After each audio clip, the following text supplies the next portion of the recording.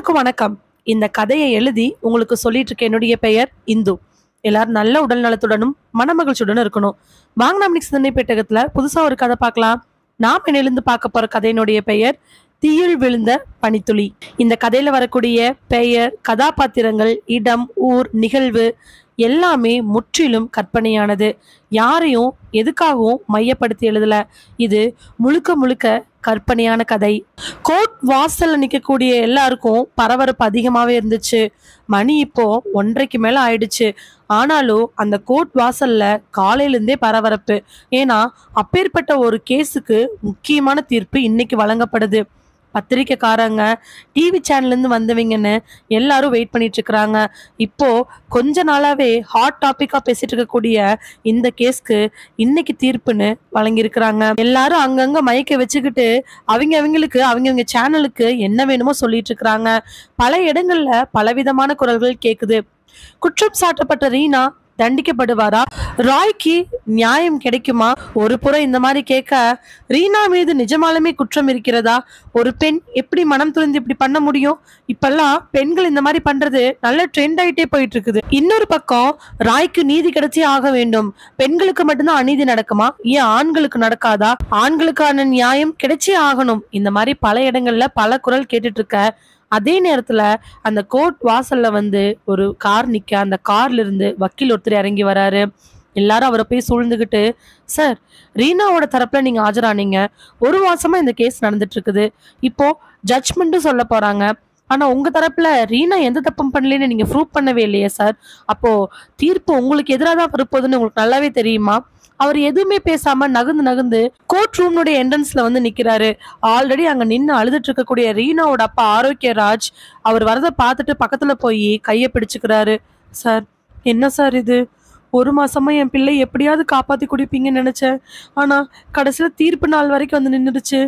கையெடுத்து கும்பிடுறேன் சார். பிள்ளை இல்லாம என் பொண்டாட்டி ஒண்ணுமே பண்ண முடியாம இருக்கிறா. என்னால நிம்மதியா இருக்க முடியாது. இன்னைக்கு எப்படியாவது என் பொண்ணு ரீனாவை காப்பாத்தி கொடுத்துருங்க. அவருடைய கைய ஒரே ஒரு தட்டு தட்டிட்டு வக்கீல் உள்ள போயிடுறாரு. ரீனாவோட சார்புல ஆஜராயிருக்கக்கூடிய வக்கீல் முரளி உள்ள வந்துடவே, ராயினுடைய சார்பா ஆஜராகக்கூடிய லாயர் கண்ணனும் பின்னாடி இறங்க, அவரையும் கூட்டம் சூழ்ந்துகிட்டு பதில்கள் கேக்குறாங்க. ஆனா கேள்விகள் எதுக்கும் கண்ணனும் பதில் சொல்லல. அவர் பாட்டுக்கு உள்ள வந்துடுறாரு. ஒரு முறை ராய்க்கு ஆஜராயிருக்கக்கூடிய லாயர் கண்ணன் வெளியில நிற்கக்கூடிய ரீனாவோட அப்பா பார்க்க அவருடைய முகத்துல அப்படி ஒரு கோபம். லாயரை கூட பார்க்காம திரும்பிக்கிறாரு. லாயர் கண்ணன் சிரிச்சுக்கிட்டு உள்ள போயிடுறாரு. போய் எல்லாரும் ப்ரிப்பேர் பண்ண ஆரம்பிக்கிறாங்க. கேஸ் தீர்ப்புக்கான நேரமும் வர ஆரம்பிக்குது.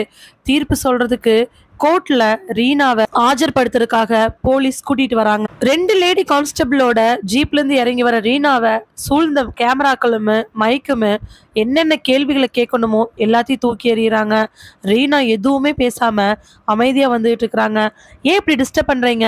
அவங்கள டிஸ்டர்ப் பண்ணாதீங்க சார். கேட்குற கேள்விக்கு பதில் சொன்னா நாங்க ஏன் சார் டிஸ்டர்ப் பண்றோம்? போலீஸ் எவ்வளோ தடுத்துமே பத்திரிக்கைக்காரங்க அவங்க கேட்காம ரீனா பார்த்து கேள்விகளை சரமாரியா வீசுறாங்க.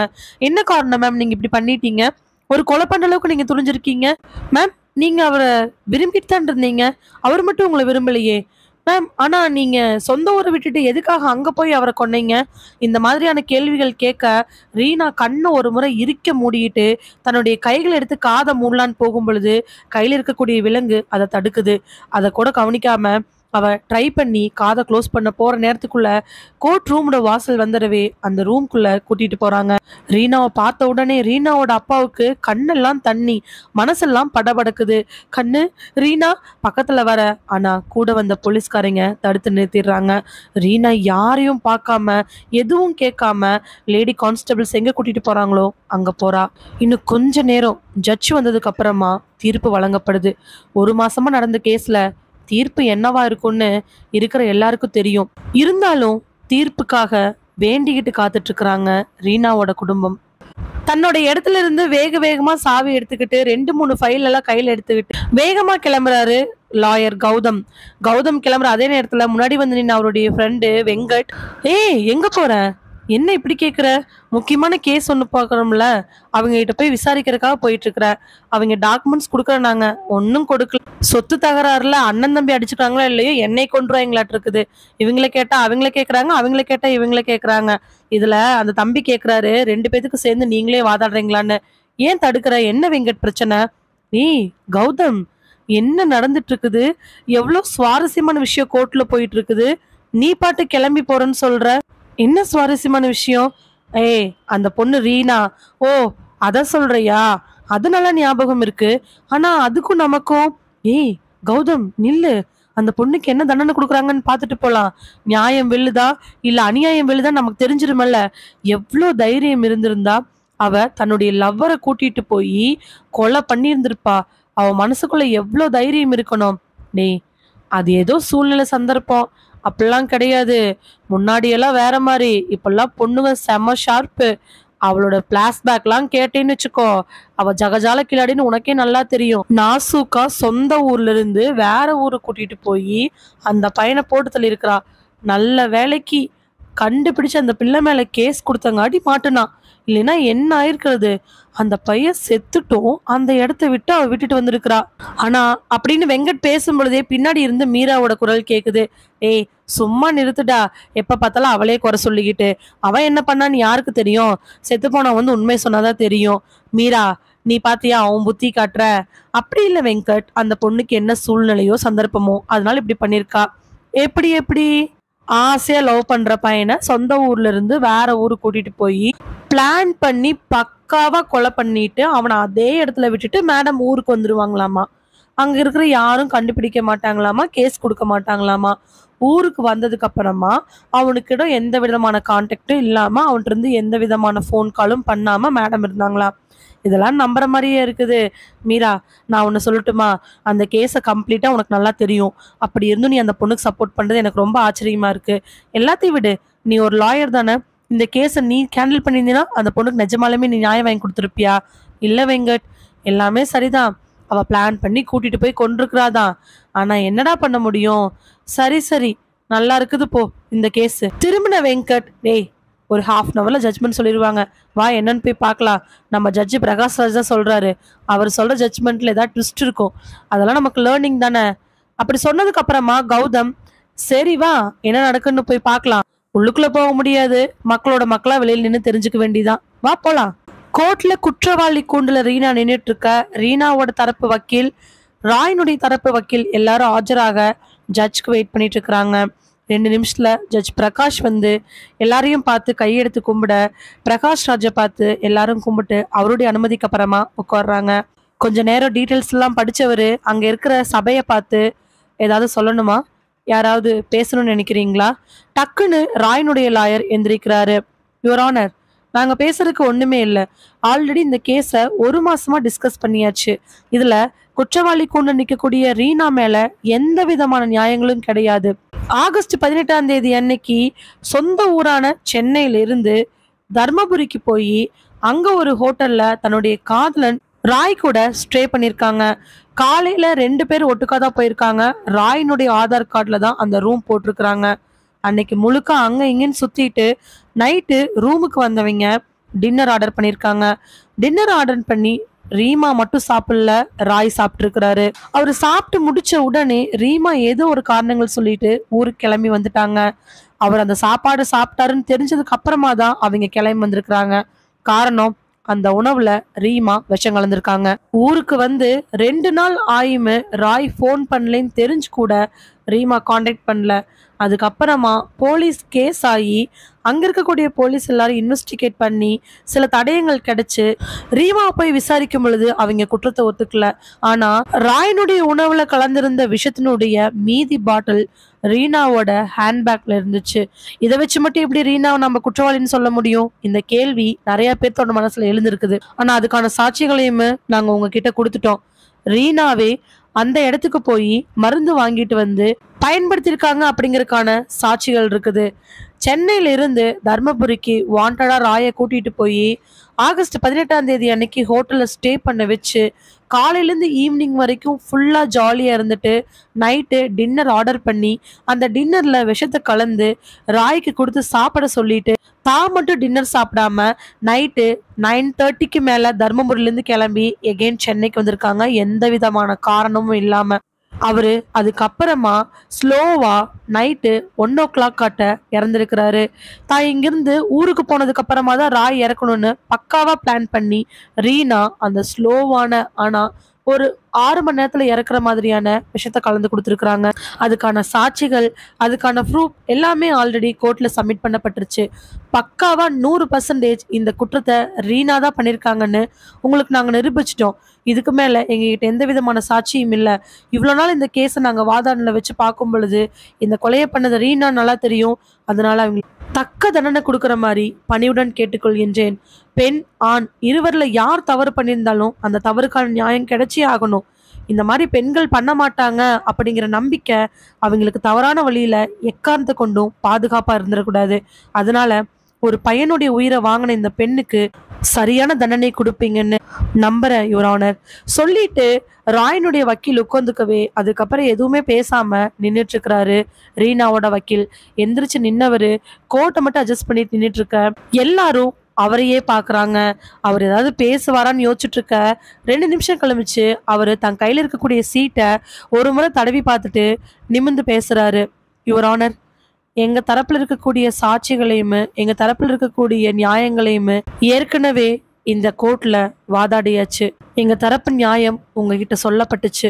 ரீனா இந்த கொலையை பண்ணியிருக்கிறதுக்கு வாய்ப்புகள் குறைவு சொல்லிட்டு இருக்கும் பொழுதே டக்குன்னு ராயனுடைய வக்கீல் எந்திரிச்சு, யுவர் ஆனர், ரீனா இந்த கொலையை பண்ணலினா 1 மாசமா எந்த விதமான ப்ரூஃபும் இன்னும் கொடுக்காம எந்த சாட்சிகளையும் கொண்டாந்து நிறுத்தாம அப்படியே கொண்டாந்து 2-3 சாட்சிகளுமே அவங்க பயன் இல்லாம போயிட்டாங்க.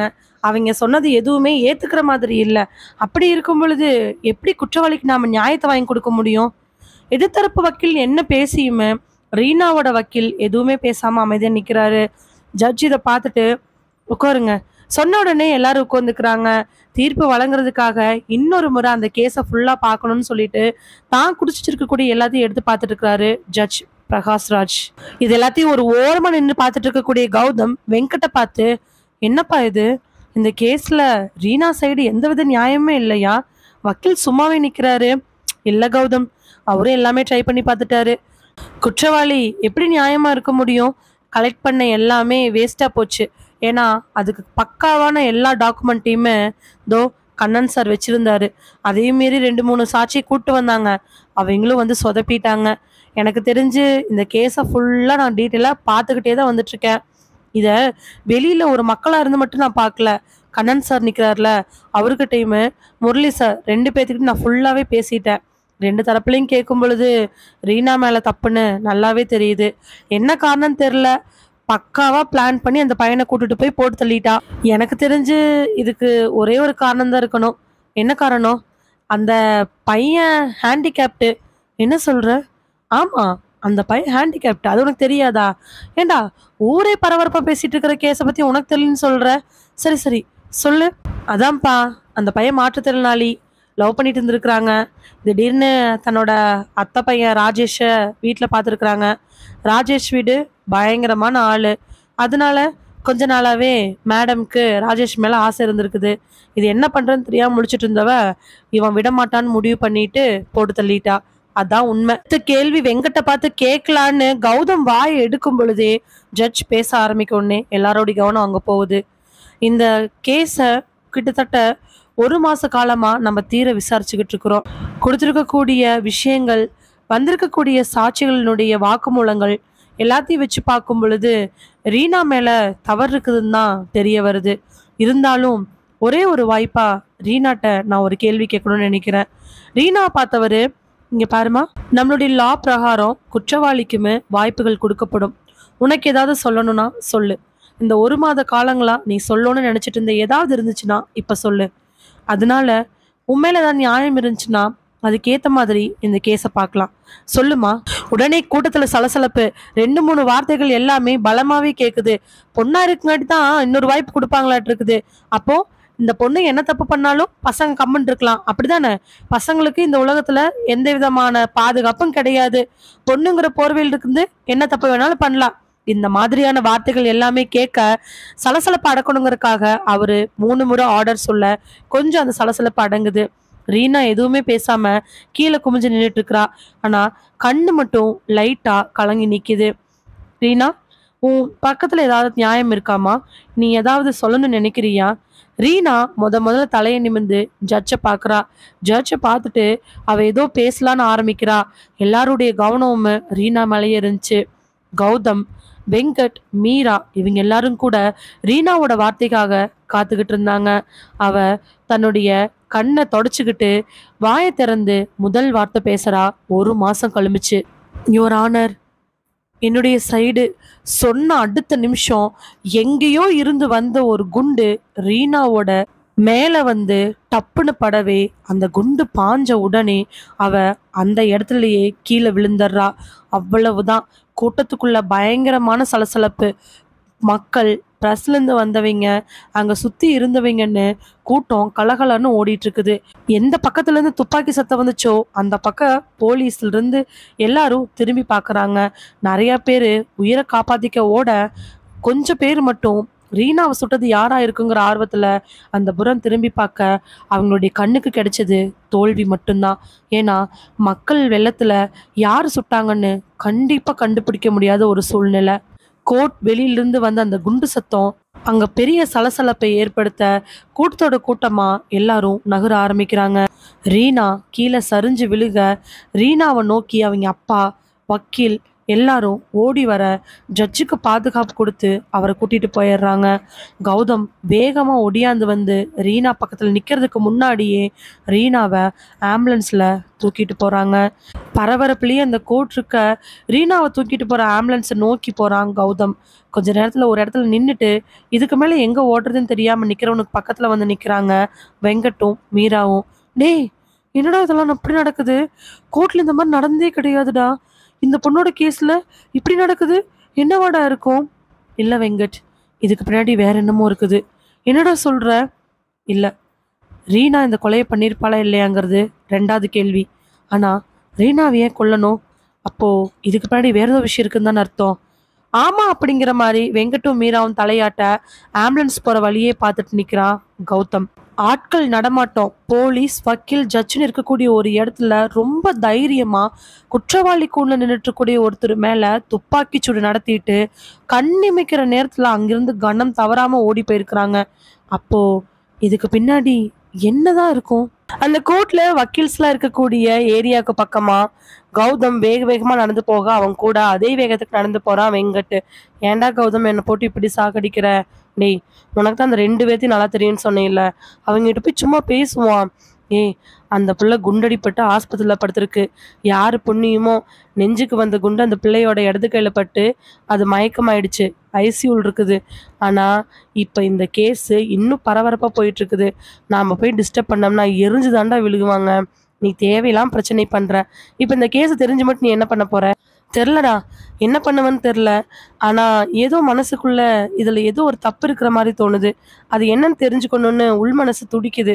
அதனாலதான் கௌதம், எப்படியும் இந்த கேஸை நிச்சயமா கோர்ட்லயே வேற ஒரு நல்ல வக்கீல் வச்சு கண்டுபிடிப்பாங்க. இல்ல இவங்களே மாத்தி மாத்தி வாதாடி கொலையாளி யாருன்னு கண்டுபிடிப்பாங்க. அதாவது கொலைக்கு ட்ரை பண்ணவன் யாருன்னு கண்டுபிடிப்பாங்க. அதனால இந்த கேஸை பத்தி நமக்கு என்ன? அதான் 24 மணி நேரம் நியூஸ்லையுமே நம்ம கோர்ட்ல காசிப் பேசியுமே எல்லாம் நமக்கு காதுக்கு வருதுல்ல. இப்போ கண்டிப்பா அவங்க நடந்து பார்த்தாகணுமா? நடந்துட்டு இருக்கிறவ டக்கு நின்று வெங்கட்ட பார்க்க வெங்கட்டும் நினைக்கிறான். என்ன, இப்போ நீ கூட்டு போக மாட்டா அப்படிதானே? ஏதோ என்னை விட அவங்க எடுத்து உனக்கு நல்லா தெரியுங்கிற ஒரு காரணத்துக்காக தான் உன்னை கூட்டிட்டு போறேன். உன்ன மாதிரி எனக்கு அவங்களை தெரிஞ்சிருந்துச்சுன்னா நான் உன்னை கூப்பிட்டு இருந்திருக்கவே மாட்டேன். இப்போ நீ என்ன சொல்ற? வருவியா வரமாட்டியா?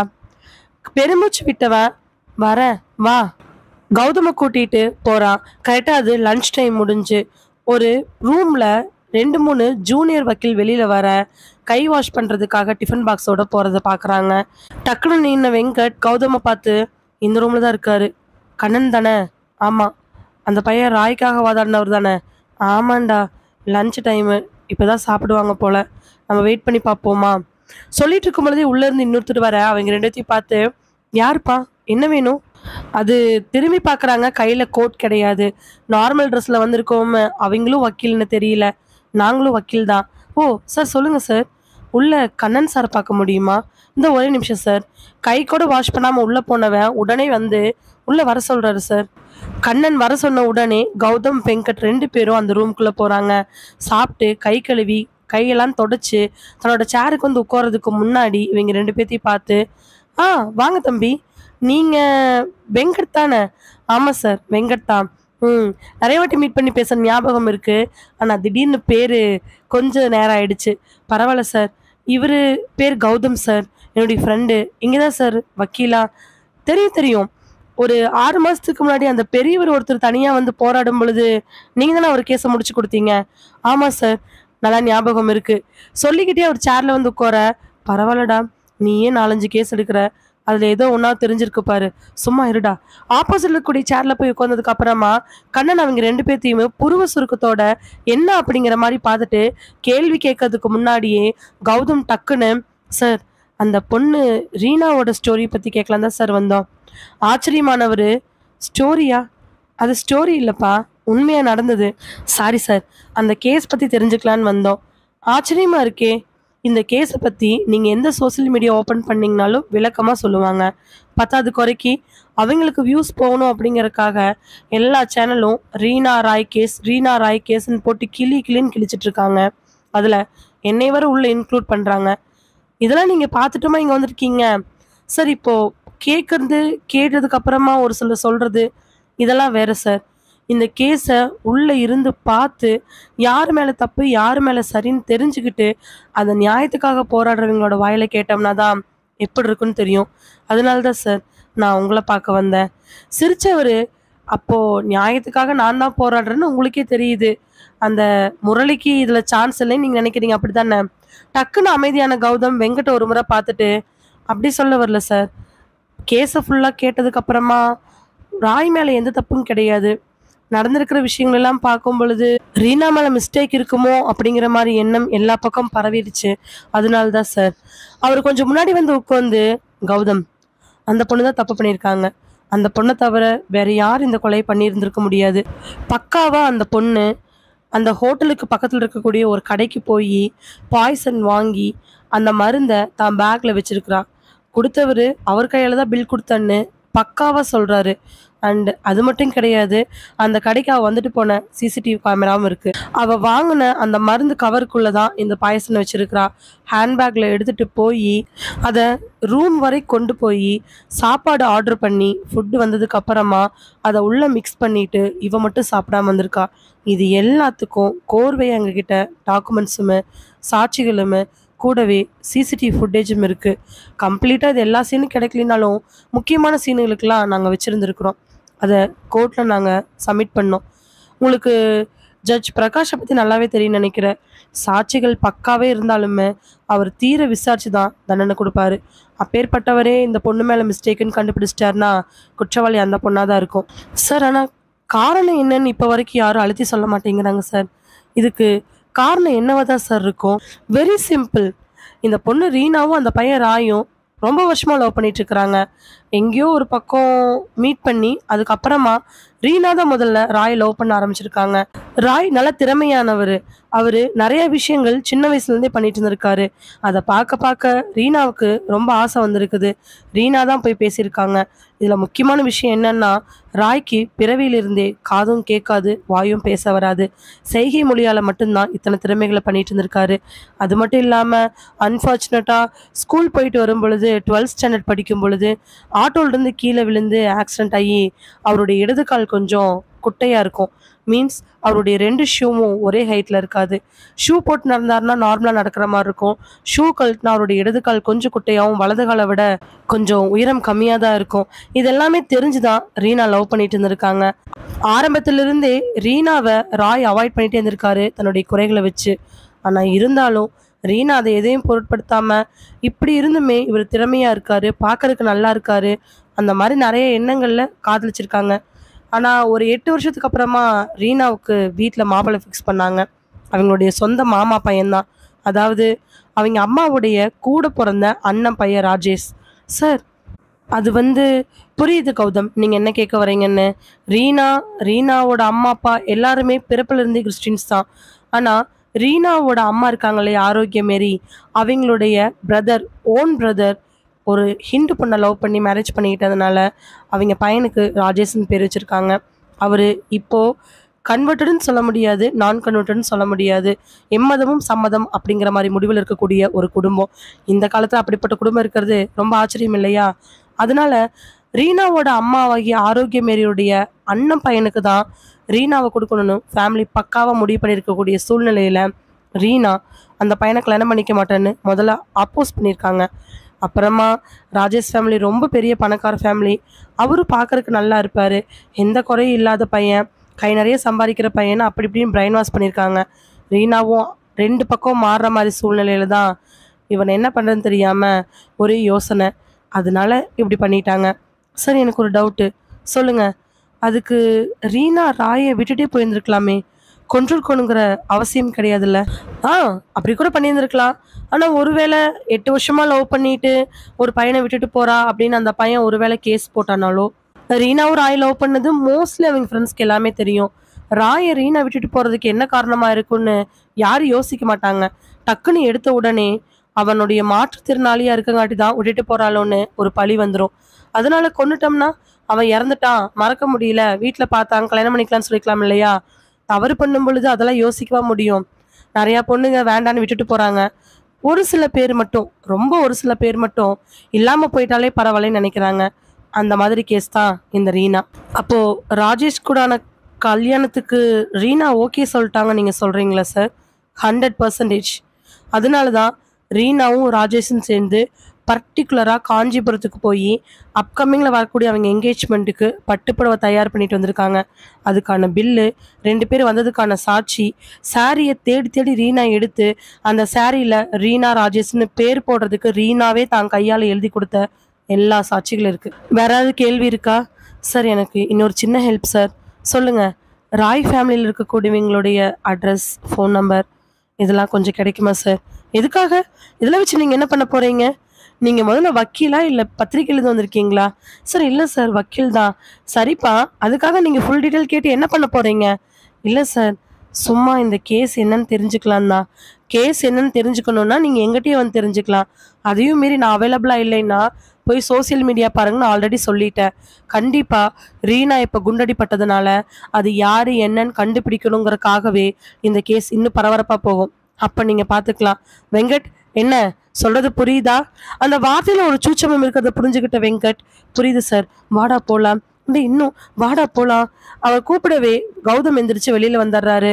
ஏய், அந்த ஆள் கடைசியா பேசுனதுல எவ்வளோ வன்மம் தெரிஞ்சுன்னு பார்த்தே இல்லை. கம்முன்னு இரு.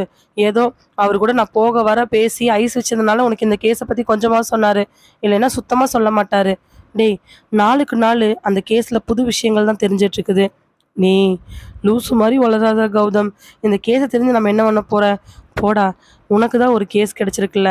அவனுக்கு 2 பேர் நிலத்துக்காக அடிச்சுக்கிறானுங்க. ஆயுசு முடிகிற வரைக்கும் அடிச்சுக்கிட்டே தான் இருப்பானுங்க. அதனால நீயும் உன் பையன், உன் பேரன் அப்படின்னு கடைசி வரைக்கும் சம்பாரிச்சிக்கிற அளவுக்கு அதில் சம்பாரிச்சிக்கலாம். இப்போ இதில் நீ என்ன பண்ண போற? கண்ணனுக்கு பதிலாக வாதிட போறியா, இல்லை முரளிக்கு பதிலாக வாதிட போறியா? தேவையில்லாமல் வாடா போலாம்.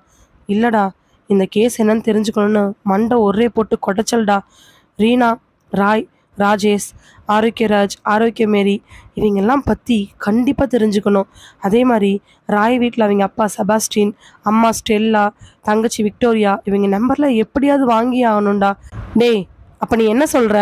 அந்த பிள்ளை ரீனா கொலை பண்ணல, வேற எவனா பண்ணியிருக்கான்னு சொல்கிறியா? அப்படி சொல்ல வரல வெங்கட். ரீனாவே பண்ணியிருக்கான்னு கூட வச்சுக்கோ. ஆனால் இதுதான் காரணமா அப்படின்னு ஒரு பெரிய கேள்விக்குறி மனசுக்குள்ள வருது. பாரு வெங்கட், இவர் சொன்ன எல்லாத்தையும் வச்சு ரீனா ராஜேஷை கல்யாணம் பண்ணிக்கிறதுக்காக தான் ராயை பிளான் பண்ணி கொலை பண்ணியிருக்கிறா அப்படின்னாலும் அதை நானா தீர விசாரிச்சு தெரிஞ்சுக்கணும்னு நினைக்கிறேன். சரி, வா போலாம். வெங்கட் கூப்பிடவே கௌதம், சரி முரளி சார் டேபிள் தான் சொல்கிறேன். என்னது முரளி சாரா? அதெல்லாம் முடியாதுடா. ஒரே ஒரு ஆள் பார்த்தாச்சுல்ல, அதான் கேஸ் தெரிஞ்சுக்கிட்டல, அப்புறம் என்ன? வெங்கட், ஒரு கேஸுக்கு 2 தரப்பு இருக்குன்னு வக்கீலாகிய உனக்கு நான் சொல்லணுங்கிற அவசியம் கிடையாது. முரளி சார் டேபிளுக்கு போலாவா சொல்லிட்டு முரளி இருக்கக்கூடிய அந்த இடத்த நோக்கி போக ஆரம்பிக்கிறான் கௌதம். சே, வக்கீலாக இருந்தாலும் டாக்டராக இருந்தாலும் சாதாரண ஆளாக இருந்தாலுமே ஃப்ரெண்டை மட்டும் வச்சுக்கூடாது. அது இந்த மாதிரி தொல்லை பிடிச்ச ஃப்ரெண்டை வச்சுக்கவே கூடாது. நான்டா இவன் கூட பின்னாடி போய் பேசிக்கிட்டே முரளியோட ஆஃபீஸ்க்குள்ளே போக அவருடைய டேபிள் அவர் உட்காந்துட்டு இருக்கிறாரு. எக்ஸ்கியூஸ் மீன்னு கேட்டதுக்கு அப்புறமா ஒரு ஃபைலை ரொம்ப இன்ட்ரெஸ்டாக பென்சில் வச்சு எழுதிட்டு இருக்கக்கூடிய முரளி தன்னோட கண்ணாடி வழியா அவங்கள பார்க்குறாரு. வாங்க வெங்கட், எப்படிப்பா இருக்க? நல்லா இருக்கேன் சார். இது கௌதம் தானே? ஆமாம் சார். ஆ, பார்த்துருக்கேன். வாங்க உள்ளே வாங்க. கௌதம் அவருக்கு தெரிஞ்சதே அவனுக்கு பெரிய ஆச்சரியமாக தான் இருக்குது. வந்து ஆப்போசிட்டில் உட்காந்ததுக்கு அப்புறமா என்ன விஷயம், எதுக்காக வந்திருக்கீங்க? சார் அது வந்து வெங்கட் தயங்கவே, சொல்லுங்கப்பா, இப்போது பரபரப்பாக போயிட்டுருக்க கேஸை பற்றி கேட்க வந்திருக்கீங்க அப்படி தானே? டக்குன்னு கௌதம், ஆமாம் சார், அதுக்காக தான் வந்திருக்கோம். என்ன சொல்கிறதுப்பா, அந்த பொண்ணு இப்போது உயிருக்கு எந்த பாதிப்பும் இல்லை. பட்டு இருந்தும் என்ன பிரயோஜனம்? அந்த பொண்ணு மேலே வீண் பழி தான் விழுந்துகிட்டு இருக்குது. சார் ஆனால் கேஸ் எல்லாத்தையும் நீங்கள் விசாரித்து பார்த்து கூட அந்த பொண்ணு மேலே தப்பில்லைன்னு ப்ரூவ் பண்ணுறதுக்கு உங்களுக்கு ஒரு சாட்சி கூட கிடைக்கலையா? பெருமூச்சு விட்டுட்டு தலையாட்டினவர், கிடைக்கலப்பா, பக்காவாக அந்த பொண்ணு மேலே தப்புன்னு நல்லாவே தெரியுது. 18th அன்னைக்கு ஒரு காலையில் இங்கேருந்து கிளம்பி தருமபுரி போயிருக்காங்க. காலையில் தருமபுரி போன உடனே ராயோடைய பேரில் ஹோட்டல் புக் பண்ணியிருக்காங்க அவருடைய ஆதாரம் கொடுத்து. அதுக்கப்புறமா ராய் ரூமில் இருக்க இந்த பொண்ணு அங்கேயும் இங்கேயும் போயிட்டு வந்திருக்காங்க. கொஞ்சம் இடங்களுக்கு மட்டும் ராய் கூட போயிட்டு வந்திருக்கிறாரு. கடைசியாக ராய் டயர்டாக இருக்குன்னு ஈவினிங் ரூமுக்கு போனதுக்கப்புறமா எங்கேயும் இந்த பொண்ணு தனியாக போயிட்டு வந்திருக்கா. அங்கே தான்ப்பா இந்த பொண்ணு மாட்டிக்கிட்டா. ஒரு மருந்து கடைக்கு போயிருக்கிறா, சில பொருட்கள் வாங்கியிருக்கிறா. அது அந்த கடையில் இந்த சிசிடிவி ஃபுட்டேஜில் பக்காவாக தெரியுது. அதுக்கப்புறம் வந்தவ தான் ஃபுட் ஆர்டர் பண்ணியிருக்காங்க. சாப்பிட்டுன்னு சொல்லிட்டு அவன் சாப்பிடாம எமர்ஜென்சியாக கிளம்பி வந்திருக்கா. ஆனால் அவள் கிளம்பி வர்றதுக்கு எந்த விதமான நோக்கமும் கிடையாது. அவங்க வீட்டிலேருந்தோ யாரோ எதுக்குமே கூப்பிடல. இருந்தாலும் அவள் எதுக்காக பக்காவாக பிளான் பண்ணி வந்தான்னு ஒரு கொஸ்டின் எழுது. அது மட்டும் இல்லாமல் அவள் வாங்கின மருந்து 3ல் ஒரு மருந்து தான் அந்த ஃபுட்டில் கலந்துருக்குது. அந்த மீதி பாட்டில் அவளுடைய பேக்கில் அப்படியே தான் இருந்திருக்கு. இதெல்லாம் கண்டுபிடிச்சு சாட்சிகளை நிறுத்தி எல்லா குற்றத்தையுமே இவ தான் செஞ்சான்னு ப்ரூவ் பண்ணிட்டாங்க. இப்போ கேஸ் வேறு திசையை நோக்கி போயிட்டுருக்குது. அந்த பொண்ணு இப்போ கண்ணை முழிச்சு ஏதாவது உண்மை சொல்லுவாளான்னு வெயிட் பண்ணிகிட்ருக்குறோம். அவள் எந்திரிச்சு பேசினா மட்டும்தான் ஏதாவது க்ளூ கிடைக்கும். போலீஸ் போட்டு மண்டையை பிச்சுக்கிட்டு இருக்கிறாங்க. சரி, இதை தெரிஞ்சு நீங்கள் என்ன பண்ண போகிறீங்க? வழக்கமாக வெளியில் பேசுகிறத விட நாங்கள் சொல்கிறது இன்னும் கொஞ்சம் காமெடியாக தான் இருக்கும். ஏன்னா அவங்கெல்லாம் கொலையை அந்த பொண்ணு கத்தியால் குத்தி அந்த பையனை கொடுமைப்படுத்தி பண்ண மாதிரி பேசிகிட்டு இருக்காங்க. என்னன்னு சரியாக தெரியல. ஆனால் வக்கீலாக இல்லாமல் பர்சனலாக பொதுப்படையாக பார்த்தா அந்த பொண்ணு பண்ணியிருக்கிறதுக்கான வாய்ப்புகள் அதிகமாக தோணுது. சார் அப்படி இருக்கும்போது ஏன் சார் நீங்கள் ரீனாவோட சைடு வாதாடிட்டு இருக்கிறீங்க? ஏப்பா, நீ வக்கீல் தானே?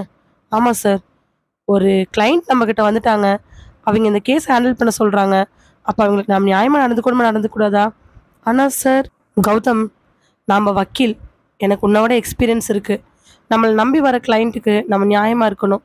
அதை தவிர இங்கே வேறு எதுவுமே கிடையாது.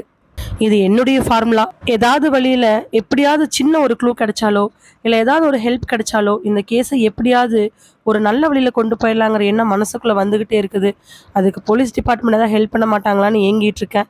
வழி தெரியாத ஒரு ஆள் யாராவது வழிகாட்ட மாட்டாங்களா, இல்லை ஏதாவது வழிகாட்டாதான்னு சொல்லி ஏங்குவான் இல்லையா, அப்படி இருக்கேன் நான் இப்போ. சார் சொல்லு கௌதம், எனக்கு ஒரே ஒரு டவுட்டு கேளுங்க. அந்த பொண்ணு 3 மருந்து வாங்கினான்னு சொன்னீங்களே சார், அந்த 3 மருந்தும் சிசிடிவியில் நல்லாவே தெரியுதா? ம், ஆமாப்பா, 3 மருந்து அவள் எடுத்து உள்ளே வைக்கிறது நல்லாவே தெரியுது. இல்லை சார், அந்த 3 மருந்து தான் அவள் பேக்கில் இருந்த 3 மருந்தா? 3 மருந்து வாங்கி வைக்கிறான்னா அதானே அதில் இருக்கும். அன்ஃபார்ச்சுனேட்டாக ஏதாவது தப்பு நடந்திருக்கலாம்ல சார். அது சிசிடிவி இருக்கா செக் பண்ணி பார்த்தோம்னா நல்லா தெரியும். ஆனால் போலீஸு, ஆப்போசிட்டில் வக்கீல் எல்லாருமே செக் பண்ணி பார்த்துட்டு தான்ப்பா அந்த மருந்து கன்ஃபார்ம் பண்ணாங்க. சார், இந்த கேஸை ஹேண்டில் பண்ண இன்ஸ்பெக்டரோட நம்பர் கிடைக்குமா சார்? தோ ஒரே நிமிஷம் சொல்லிவிட்டு அவர் திரும்பி பார்த்துட்டு, இருந்தாங்க, இவர் பேர் ராகவ், இன்ஸ்பெக்டர். இந்த கேஸை ஃபுல்லாகவே அவர் தான் ஹேண்டில் பண்ணிகிட்டு இருந்தார். இப்போவும் அவர் தான் ஹேண்டில் பண்ணிகிட்ருக்கிறாரு. அவர் ஆக்சுவலி தருமபுரி போலீஸ்லேருந்து இவர் கையில் கேஸை மாற்றி கொடுத்தாங்க. பக்காவாக எல்லா டாக்குமெண்ட்டையும் இவர் தான் கலெக்ட் பண்ணி கொடுத்தாரு சார். அதே மாதிரி ரீனாவோட அம்மா அப்பா ஆரோக்கியராஜ், ஆரோக்கியமேரி, இவங்களுடைய நம்பரும் கிடைச்சா கொஞ்சம் வசதியாக இருக்கும் சார். கௌதம் தயங்கி கேட்கவே உடனே டக்குன்னு முரளி கௌதம் ஒரு மாதிரி பார்க்குறாரு. இல்லை சார், அவங்கக்கிட்ட ஏதாவது கேட்டோம்னா நமக்கு ஏதாவது க்ளூ கிடைக்கும்ல சார். இருந்தாலும் முரளியோட மனசுக்குள்ளே இருக்கக்கூடிய ஒரே ஒரு கேள்வி, எதுக்காக கௌதம் தேவையில்லாமல் இந்த கேஸில் இன்வால்வ் ஆகிட்டு இருக்கணும் அப்படிங்கிறது தான். ஆகஸ்ட் 18ஆம் தேதி அன்னைக்கு ஈவினிங் ரீனா அந்த ஹோட்டல்ல இருந்து கொஞ்சம் தள்ளி இருக்கக்கூடிய மருந்து கடைக்கு போறா. அங்க போய் நின்னவ அங்க இருக்கிற பையனை பார்த்து ரெடியா கேட்ட உடனே அந்த பையன் ரெடியா இருக்கு மேடம், அதை எடுத்து கொண்டாந்து கொடுத்துட்டு, மேடம் இதெல்லாம் வெளியில கொடுக்க கூடாது, ஆனா நீங்க கேக்குறீங்கறக்காக கொடுக்குறேன், கொஞ்சம் பார்த்து யூஸ் பண்ணுங்க மேடம். ஆ சரி ஓகே சொல்லிட்டு திரும்பினவன் அந்த பையன் பெய்டு மேம் அப்படின்னு சொன்ன உடனே அங்கிருந்து நடந்து வரா. அந்த 3 பாட்டில் இருக்கக்கூடிய அந்த கவரை தான் பேக்ல போட்டுக்கிட்டு ஸ்ட்ரெயிட்டா ஹோட்டல் ரூமுக்கு போறா. கதவை வெளியில தட்ட அவ தட்டுன 2 செகண்ட்லயே கதவை திறந்துட்டு பார்த்து சிரிக்கிறா ராய். ராய் பார்த்து சிரிச்சவ உள்ள வந்து பேக்கை வச்சுட்டு ராய் பக்கத்துல போய் உட்கார்றா. ராய் பெட்ல உட்கார அதுக்கு ஆப்போசிட்ல ஒரு சேர் போட்டு உட்கார்ந்த ரீனா ராய்கிட்ட பேச ஆரம்பிக்கிறா. ராய் ரீனா 2 பேருமே செய்கையால தான் பேசிக்குவாங்க. ராய் லவ் பண்ண நாள்ல இருந்து ரீனா இந்த லாங்குவேஜ் கத்துக்கிட்டா. 2 பேரும் இப்போ செய்கையால தான் பேசிக்கிறாங்க. ராய் எல்லா வேலையும் முடிஞ்சிருச்சு, ஊருக்கு கிளம்பலாமா? இல்ல ரீனா, எனக்கு இங்க ஒரு முக்கியமான வேலை இருக்கு, நீ வேணா ஊருக்கு போவேன். உன்னை விட்டுட்டு நான் எப்படி போறது? ஆனா எனக்கு ஊர்ல முக்கியமா போக வேண்டிய ஒரு அவசரமான வேலை இருக்கு, நான் கிளம்பட்டுமா? ஆ சரி நீ கிளம்பு, நான் நாளைக்கு காலையில இங்க இருக்கக்கூடிய ஒரு இடத்துக்கு போய் முக்கியமான ஒரு ஆளை பார்த்துட்டு அதுக்கப்புறமா தான் ஊருக்கு வரணும், சரியா? சரி, அப்போ நான் மட்டும் போட்டும். சரி நீ போ. ம் நைட்டு டின்னர் முடிச்சுட்டு போயிட்டுமா? சரி, டின்னர் முடிச்சுட்டே போ. சொல்லிட்டு 2 பேரும் அப்படியே பேசிட்டு இருக்க 8 மணி ஆக என்ன சாப்பிடலாம் ராயின்னு ஆக்ஷன்ல கேட்க அவருமே வேணுங்கிறதெல்லாம் சொல்ல ஆர்டர் பண்றா. ஆர்டர் பண்ணிட்டு வரதுக்குள்ள அவளுக்கு ஒரு கால் வர வெளியில வந்து பேச ஆரம்பிக்கிறா. பேசிட்டு உள்ள வந்தவ ராய் எனக்கு ரொம்ப எமர்ஜென்சி, நான் கிளம்பட்டுமா? கிளம்பு, சாப்பிடலையா நீயே? இல்ல இல்ல நான் சாப்பிடல, நீ சாப்பிடு. சரின்னு சொல்லிட்டு எந்திரிச்ச ராயை பார்த்து வெயிட் பண்ணு, நீ எதுவும் எந்திரிக்க வேண்டாம், நீ ஆர்டர் பண்ண பட்டர் மசாலா ஆலு பரோட்டா எல்லாத்தையும் நானே உனக்கு எடுத்து வைக்கிறேன்னு சொல்லிட்டு அவ அந்த டிஷ் பக்கத்துல போய் நிக்கிறா. நின்று ஒரு 2-3 நிமிஷத்துக்கு அப்புறமா அந்த டிஷ்ஷை எடுத்து கொண்டாந்து ராய் பக்கத்துல வச்சுட்டு, ராய் நான் கிளம்புறேன், வேக வேகமா அங்கிருந்து கிளம்பி வந்துடுறா. ராய் அந்த டிஷ்ல விஷம் கலந்துருக்கு அப்படிங்கிறது கூட தெரியாம சாப்பிட ஆரம்பிக்கிறாரு. அந்த சேர்ல ரொம்ப அன்கம்ஃபர்டபுளா உட்காந்துட்டு இருக்கிறான் கௌதம். கௌதம் பக்கத்துல வந்து ஒரு டம்ளர்ல தண்ணியை வச்சுட்டு ஆப்போசிட்ல இருக்கக்கூடிய ஒரு மர சேர்ல உட்கார்றாரு ஆரோக்கியராஜ், அதாவது ரீனாவோட அப்பா. ஏற்கனவே டேபிள் பக்கத்துல நின்றுட்டு கூடிய ராஜேஷை பார்த்துட்டு ஒரு சிரிப்பு சிரிச்சுட்டு அந்த தண்ணியை குடிச்சிட்டு கௌதம் பேச ஆரம்பிக்கிறாரு. சார், நான் எதுக்காக வந்திருக்கேன்னு உங்களுக்கு நல்லாவே தெரியும், லாயர் முரளி ஆல்ரெடி உங்ககிட்ட இன்ஃபார்ம் பண்ணியிருப்பாரு. இருந்தாலும் தம்பி மனசு ரொம்ப நொந்து போயிருக்கோம் தம்பி. ஒரே ஒரு பொண்ணுன்னு செல்லம் கொடுத்து வளர்த்தேன், அவளுக்கு வேணுங்கிறது எல்லாத்தையும் நான் பண்ணி கொடுத்தேன். ஆனா அவ ஒரு பையனை லவ் பண்ண விஷயத்த எங்க யாருக்கிட்டையுமே சொல்லாம விட்டுட்டா தம்பி. அப்படி அந்த பையனை தான் கல்யாணம் பண்ணிப்பேன்னு சொல்லியிருந்தானா நாங்க பண்ணி வச்சிருந்திருப்போம். எதுக்காக தர்மபுரி போனாங்கன்னுலாம் எங்களுக்கு தெரியல தம்பி.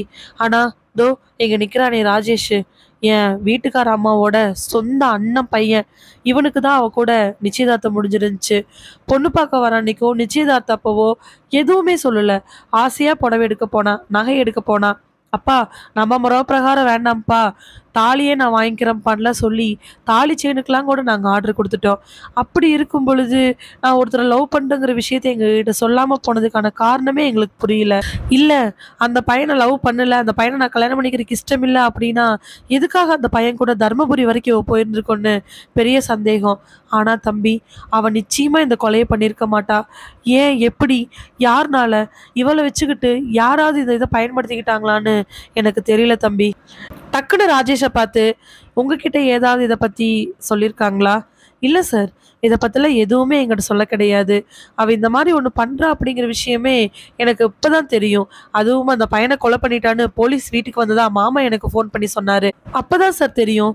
ஒருவேளை அவள் மாமா நான் இந்த மாதிரி ஒரு பையனை லவ் பண்ணுறேன், என்னையும் அவரே சேர்த்து வைங்க அப்படின்னு சொன்னால் நான் சேர்த்து வச்சுருந்துருப்பேன். ஆனால் நடக்கிற விஷயங்கள்லாம் வச்சு பார்க்கும் பொழுது அவள் ஏதோ சொல்ல ஆரம்பிக்கும் பொழுது டக்குன்னு தடுத்து ஆரோக்கியராஜ், தம்பி என் பொண்ணு மேலே கண்டிப்பாக தப்பு இருக்காது, உங்களை கெஞ்சி கேட்குறேன், முரளி சார்கிட்ட சொல்லி என் பொண்ணை எப்படியாவது வெளியில் கொண்டாட செய்யுங்க. ஆனால் கௌதமோட பார்வையெல்லாம் வீட்டுக்குள்ளேயே இருக்குது. அதை புரிஞ்சுக்கிட்ட ஆரோக்கியராஜ், அவள் வெளியில் வரமாட்டா தம்பி, என் பொண்டாட்டி தானே தேடுறீங்க? ஆமாம் சார், அவள் வரமாட்டா. அவள் என்னைக்கு பிள்ளைக்கு இப்படியாச்சோ அன்னையிலிருந்து அந்த சாமியே கதின்னு கிடக்கிறா. அந்த ஜீசஸை வேண்டிகிட்டு இருக்கிறா, அவர் ஏதாவது கருணை கண் திறப்பாரா அப்படின்னு. ஆனால் அந்த கடவுள் எப்படி கண்ணை திறப்பார்னு எனக்கு தெரியல சார். என்னைக்கு பிரச்சனையாச்சோ அன்னையிலேருந்து இந்த நிமிஷம் வரைக்கும் உங்க பொண்ணு யார் கூடயும் பேசல. ஆனா உங்ககிட்ட தான் சொல்லியிருக்கறதுக்கான வாய்ப்புகள் இருக்குல்ல சார். அதுதான் தம்பி இருக்கறதுலயே பெரிய பிரச்சனை. எங்க கிட்டயும் எதுவும் சொல்லல. தனியா போய் எத்தனையோ நாள் சந்திச்சோம். போலீஸு எவ்வளவோ வற்புறுத்தி கேட்டாங்க. வக்கீல் கூட கெஞ்சி பார்த்துட்டாரு. வாய திறந்து ஏன் எதுக்குன்னு சொல்லவே மாட்டேங்கிறா. அவ எதுக்காக பண்ணுனான்னு சொன்னா தானே தெரியும். சார் அப்போ உங்க பொண்ணு பண்ணியிருப்பாங்கன்னு நீங்களே ஐயையோ! இல்ல தம்பி அப்படிலாம் கிடையாது. என் மேல தப்பில்ல அப்படிங்கிறத கூட அவ வாய திறந்து சொன்னா தானே உண்டு. ஆனா கோர்ட்ல சொல்ல வந்தாங்கல்ல சார். அப்ப துப்பாக்கி சூடு நடத்தியிருக்காங்க. அதுக்கு பின்னாடி எனக்கு தெரியாது தம்பி. துப்பாக்கி எடுக்கிற அளவுக்குலாம் யாரு கூடயும் பழக்கம் இல்ல. ஏன் அப்படி பண்ணாங்கன்னு எனக்கு நிஜமாலுமே தெரியல. என் பொண்ணு இப்போ குத்துயிரும் கொலையுருமா ஆஸ்பத்திரியில கிடக்குறா. உள்ள போனவ சாமியே கதின்னு கிடக்குறா. புள்ளைக்கு அடிபட்டப்ப கூட வெளியில வந்து என்ன ஏதுன்னு கூட விசாரிக்கல. எனக்கு என்ன பண்றேனே தெரில தம்பி. சொல்லிட்டு அவர் பாட்டுக்கு அழுக ஆரம்பிக்கிறாரு. இவங்க எல்லாம் பண்றத பார்த்தா எல்லாமே உண்மையா தான் இருக்கு. ராஜேஷையோ, ஆரோக்கியராஜையோ, ஆரோக்கிய மேரியே கூட சந்தேகப்பட முடியாது. சார், நான் இன்னொரு விஷயம் சொல்லணும். சொல்லுங்க. உங்க வீட்டுக்கு வர்றதுக்கு முன்னாடி ராய் ஜோன்ஸ் வீட்டுக்கு போயிட்டு தான் வந்தேன். டக்குன்னு நிமிர்ந்தவங்க என்ன சொன்னாங்க தம்பி? என் பொண்ணு மேல கோவமா இருக்காங்களா? அவளுக்கு தூக்கு தண்டனை வாங்கி கொடுக்காம விடமாட்டேன்னு சொல்றாங்களா? டக்குன்னு யோசிச்சவன் கோவம் இருக்கதானே தான் சார் செய்யும். அவங்க உங்க பொண்ணு மேல கோவமா இருக்கிறது உண்மைதான். ஆனா இருந்தாலும் உண்மையை கண்டுபிடிக்க முடிஞ்சா கண்டுபிடிங்கன்னு ஒரு வார்த்தை கூட சொன்னாங்க. ஆனா உங்க பொண்ணும் அவங்க பையனும் லவ் பண்ற விஷயம் அவங்களுக்கு முன்னாடியே தெரியுமாமா சார்? என்னப்பா சொல்றீங்க? ஆமா சார். ஏற்கனவே தெரியும். உங்க பொண்ணை லவ் பண்றதா அந்த பையன் வீட்டில் முன்னாடியே சொல்லிட்டாரு சார். உங்க பையனும் அந்த பொண்ணும் கல்யாணம் பண்ணிக்கிறதுக்கு அவங்க வீட்டில் எந்த விதமான தடங்களும் இல்லை அப்படிங்கிற மாதிரி தான் தெரியுது. அவங்க தங்கச்சி மட்டும் கொஞ்சம் கோவமா இருந்தாங்க. என்ன போப்பா, என்ன நடக்குது ஏது நடக்குது எதுவுமே புரியல. சார் உங்க பொண்ணை மீட் பண்ணுறதுக்காக நான் ட்ரை பண்ணிட்டு இருக்கிறேன். உங்க பொண்ணை மீட் பண்ணி அவங்க ஏதாவது பேசுனாங்கன்னா க்ளூ கண்டிப்பாக கிடைக்கும்னு நினைக்கிறேன். சொன்னதுக்கு அப்புறமா அவங்க அப்பா ஒரு வாட்டி பார்த்துட்டு பெருமூச்சு விட அங்கிருந்து எந்திரிச்சு வராங்க. 2 வீட்டுக்கிட்டேயுமே முடிஞ்ச அளவுக்கு எல்லாத்தையும் கேட்டுட்டு அவர் வராரு. இப்போ வரைக்கும் புதுசா எந்த விதமான விஷயமும் கிடைக்கல. லாயர் முரளியும் லாயர் கண்ணனும் இந்த கேஸை பத்தி சொன்னது மட்டும்தான். மற்றபடி எக்ஸ்ட்ரா எதுவும் கிடைச்ச மாதிரி தெரியல. அலையிறது வேஸ்ட்டோ, நாம ஏன் அலையணும், நமக்கு என்ன சம்பந்தங்கிற எண்ணமெல்லாம் கௌதமோட உள் மனசுக்குள்ள உருவாக ஆரம்பிச்சிருச்சு. இவ்வளோ அலைஞ்சு திரிஞ்சு அந்த பொண்ணுக்கு நியாயத்தை தேடி தந்து நம்ம என்ன பண்ண போறோம்? ஒருவேளை கடைசியில் அந்த பொண்ணு தான் அந்த தப்பு பண்ணா அப்படின்னா நம்ம அலைச்சல்லாம் வேஸ்டா போயிருமே அப்படின்னு நினச்சிக்கிட்டு கைவிட்டுறலாம் அப்படிங்கிற முடிவுக்கு வரான். காரணம், விசாரிப்புல அவனுக்கு கிடைச்ச பதில் ரீனா தான் ராய்க்கு விஷத்தை வச்சிருக்கிறா அப்படிங்கிறது. ஆனா ஏன் இந்த அடி மனசு தேவையில்லாம போட்டு குழப்பிக்குது நினைச்சுக்கிட்டே வெளியில வரா. வெளியில வந்து பார்க்கும் பொழுது அங்க வெங்கட் நின்றுட்டு இருக்கிறான். டேய், என்னடா மச்சான் இங்க நின்றுட்டு இருக்கிற? ஆ, நீ தான் 2 வீட்டுக்கு போற வான்னு கூப்பிட்ட. அதனாலதான். என்னமோ பெரிய இவனாட்ட காலையில வரலின்னு சொன்ன. இப்ப வந்துட்ட. அதனால என்ன? எதுலடா வந்த? ஆட்டோல வந்த. ஏன்டா? அதான் ஆல்ரெடி நீ ஒரு பைக்ல வந்திருக்கியே. நானும் பைக்ல வந்து 2 பேர் தனித்தனியா போய் என்ன பண்ண போறோம்? அதனால தான் வந்துட்டேன். என்னடா கோவமா? பின் என்னடா உனக்கு எதுக்குடா இந்த கேஸு? என் மனசுக்குள்ளேயே அப்படிதான்டா தோண ஆரம்பிக்குது. கௌதம், நீ போய் உன் வேலையை பாரு கௌதம். உன்னோட பெரிய லாயர் சொன்ன உடனே கௌதம் டக்குன்னு பார்க்க, உண்மை அதான்டா. உன்னோட பெரிய லாயர் 2 பேர் இந்த கேஸை விசாரிச்சுட்டு இருக்கிறாங்க. அவங்க என்ன இதுவரை டீப்பாவே விசாரிச்சிருப்பாங்க. நீ மட்டும் என்னத்துல கண்டுபிடிக்க போற? கம்முன்னு போய் பொழப்ப பார்க்கலாம்டா. நீ அலையறது இல்லாம என்னையும் சேர்த்து அலைய வைக்கிறடா. அது சொல்றது சரிதான் அப்படின்னு தோணிட்டு இருக்கிற அதே நேரத்துல கௌதமோட மொபைல் அடிக்கவே அதை எடுத்து பார்க்கறா. அதுல வசந்தின்னு நேம் வருது. டக்குன்னு அட்டன் பண்ணி, அத்தை சொல்லுங்க அத்தை. என்ன கௌதம், அம்மாவை வீட்டு வேலை செய்றவங்களோட ஹாஸ்பிட்டல் தாட்டி விட்டுருக்குற, அவ்வளோ பிஸியா? அத்தை சாரி அத்தை, நான் வர முடியல. அதனால தான் அம்மா இப்படி தாட்டி விட்டுருக்கியே. அம்மாவுக்கு பிபி சுகர் எல்லாம் செக் பண்ணியாச்சு. எல்லாமே எப்பவும் போல ஹையாக தான் இருக்கு. எப்போ கல்யாணம் பண்ணுறியோ அன்னைக்கு தான் உங்கள் அம்மா நார்மலாவாங்க. பண்ணிக்கலாத்த. கேஸ் ஒன்று என்ன, நன்றி கடன் செலுத்துறதுக்காக கேஸ் எடுத்துக்கிட்டியா? என்னத்த புரியல? நன்றி கடன் செலுத்துறதுக்காக அந்த பொண்ணோட கேஸ் எடுத்திருக்கியா? அம்மா கம்ப்ளீட்டாக எல்லா டீட்டெயிலும் சொன்னாங்க. அம்மா என்ன சொன்னாங்க? என்ன நன்றி கடன்? எனக்கு ஒண்ணுமே புரியல. பேசிக்கிட்டே அவ மெல்ல மெல்ல நடக்க ஆரம்பிக்கிறான். வண்டி எடுத்துக்கிட்டு வா அப்படிங்கிற மாதிரி வெங்கட் கிட்ட சாவி தூக்கி போட்டுட்டு அவன் அந்த ரோட்ல நடக்கிறான். ஏன்னா அந்த ரோடு கொஞ்சம் கரடு முரடானது. அவன் அந்த வசந்தி கிட்ட பேசிக்கிட்டே நடந்துகிட்டு இருக்கிறான். சொல்லுங்க அத்தை, புரியல. அதான் இந்த பொண்ணு ரீனா, ரீனா ராய். அவங்க கேஸ் ரொம்ப டாப்ல போயிட்டு இருக்கே. அந்த பொண்ணோட கேஸ் இப்ப நீ பாக்குற தேவையில்லாம இன்வால்வ் ஆயிட்டு இருக்கிறேன்னு சொல்லிட்டு அம்மா புலம்பிட்டு இருந்தாங்க. உண்மைதானே? ஆமாத்த. அதுல என்னத்த நன்றி கடன் இருக்குது? ராய், உங்க அம்மாவுக்கு நம்ம ஆபரேஷன் பண்ணோம்ல? ஆமாத்த. முட்டியில. ஆமாத்த. அந்தப்போ உங்க அம்மாவுக்கு பி பாசிட்டிவ் பிளட் பத்தாம இருக்கும் பொழுது அந்த பொண்ணு தான் அவங்க ஃப்ரெண்ட்ஸோட ஒரு கேம்ப் மூலமா பிளட் கொடுத்தா. என்னத்த சொல்றீங்க? இப்பதானப்பா ஒரு 1.5 இயர்ஸ்க்கு முன்னாடி பண்ணணும். எனக்கு நல்லா ஞாபகம் இருக்கு. ஓ ஃபேஸ் கொஞ்சம் அப்படி இப்படின்னு இருந்துச்சு. இவ்வளோ ஹாட் டாபிக்ல போகும்பொழுது நமக்கு தெரிஞ்ச ஒருத்தர் இருக்கும்போது நம்ம கிராஸ் வெரிஃபை பண்ணுவோம் இல்லையா? அப்படி கிராஸ் வெரிஃபை பண்ணும்போது தான் பார்த்தேன். யாருக்கோ எதுக்காகவோ நம்ம ஹாஸ்பிட்டலுக்கு வந்து ஒரு கேம்ப் மூலமா பிளட் குடுத்தாங்கன்னு நல்லாவே ஞாபகம் இருக்கு. ஆனா யாருக்குன்னு சொல்லி செக் பண்ணி பார்க்கும்போது தான் அன்ஃபார்ச்சுனேட்டா உங்க அம்மாவுக்கு ஆப்ரேஷன் பண்ணும்பொழுது தான் அந்த பொண்ணு பி பாசிட்டிவ் பிளட் குடுத்துருக்கா. உனக்கு தெரியும் நினைச்சனே, நீ பார்க்கலையா அந்த பொண்ண? இல்லத்த, நான் பார்க்கவே இல்லையே. ஏப்பா, ஆப்ரேஷன் முடிச்சதுக்கு அப்புறமா ரூம் வரைக்கும் வந்து எப்படி இருக்கீங்க, நல்லா இருக்கீங்களான்னு அந்த பொண்ணு அவங்க ஃப்ரெண்ட்ஸ் எல்லாம் விசாரிச்சுட்டு தானே போனாங்க. ரீசெண்டா நடந்தது. அது கூட உனக்கு ஞாபகம் இல்ல? இல்லத்த, சுத்தமா ஞாபகம் இல்ல. நான் நினைச்சேன் ஒருவேளை அந்த பொண்ணு உன் அம்மாவுக்கு பிளட் கொடுத்ததுனால தான் நன்றி கடனுக்கு நீ இப்படி பண்றியோ என்னமோன்னு. அத்த, அது வந்து சொல்லிக்கிட்டு இருக்கும் பொழுதே அவன் நிக்கக்கூடிய இடத்துல இருந்து கொஞ்சம் தூரம் தள்ளி கார் ஒன்று வந்துகிட்டு இருக்குது. கார் அவ்வளோ நேரம் வேகமா வந்துட்டு பக்கத்துல வரும்போது ஸ்லோவாக காருக்குள்ள இருந்து ஒருத்தன் வெளியில எட்டி பார்க்கறான். வெளியில எட்டி பார்த்து டிரைவர் சீட்ல இருக்கிறவன்ட்ட ஏதோ சைகை காட்டுறான். பின்னாடி வண்டியில வந்துட்டு இருக்கக்கூடிய வெங்கட்டுக்கு மனசு ஏதோ ஒரு மாதிரி பண்ண அவன் ஸ்பீடா கௌதம் பக்கத்துல வரான். கௌதம் பக்கத்துல அவன் வர வர காரும் வர வர கரெக்டா இருந்துச்சு. திடீர்னு அந்த காருக்குள்ள இருந்தவன் பெரிய நீளமான ஒரு கத்தி எடுத்து காருக்கு வெளியில நீட்டி கௌதம் கழுத்துக்கு நேரா கொண்டார வெங்கட் பைக்ல வந்து சடனா கௌதம அப்படியே தள்ளிவிட கௌதம் ஒரு சாயில அப்படியே அந்த கார் மேல பட்டு பின்னாடி எதிரொலிச்சு போய் கீழே விழுந்துடுறான். கார் ரொம்ப ஸ்லோவா வந்ததுனால அதிகமா அடிபடல. இருந்தாலும் முட்டி அது இதுன்னு அடிதான். அதோட சேர்ந்து வெங்கட்டும் பைக்கை சரிச்சுக்கிட்டு போய் கொஞ்ச தூரம் தள்ளி கீழே விழுந்துடுறாரு. அந்த கத்தி கீழே விழுகாம அப்படியே அவன் உள்ள இழுத்துக்கிட்டு வெளியில எட்டி பார்க்க கௌதம் அந்த மூஞ்சியை நல்லா பார்க்கறான். ஃபோன் ஒரு பக்கம் தெரிச்சு விழுக இந்த நேரத்தில் நடந்தது என்னன்னு கூட புரியல. ஆனா சடனா எல்லாமே நடந்து போயிருச்சு. கௌதம்க்கு இந்த மாதிரி நடந்தது டக்குன்னு சினிமால வர சீன் தான் ஞாபகம் வந்துச்சு. உடனே ஓடி போய் வெங்கட்டை தூக்கி பைக்கெல்லாம் எடுக்க வெங்கட்டோட கால்லையும் கையிலையும் தலையெல்லாம் பயங்கரமான அடி. தோள்பட்டையெல்லாம் நல்லா சரிச்சு விட்டுருந்துச்சு. கௌதம் கூட 2-3 அடியோட தப்பிச்சுக்கிட்டான். எந்திரிச்சவன் படவெடுத்து நிக்க தேடி தேடி பார்க்க அங்க அதிகமான வீடுகள் இல்லைனாலும் இருந்த ஒரு வீட்டுல இருந்து வேகமா ஆட்கள் ஒடியாடுறாங்க. உள்ள தண்ணி கொஞ்சம் கொண்டாங்கன்னு கத்த இன்னொரு ஆள் ஒருத்தர் தண்ணி எடுத்துட்டு வராங்க. வேகமா எல்லாரும் ஒடியாந்து வெங்கட்டுக்கு தண்ணி கொடுக்குறாங்க. என்னப்பா இது, பட்டப்பகல் இப்படி நடக்குது, அதுவும் நம்ம ஊர்லன்னு பேச்சு சத்தங்கள் கேட்க ஆரம்பிக்குது. தண்ணி குடிச்ச வெங்கட் கொஞ்ச நேரத்துல ரிலாக்ஸ் ஆக ஆரம்பிக்கிறான்.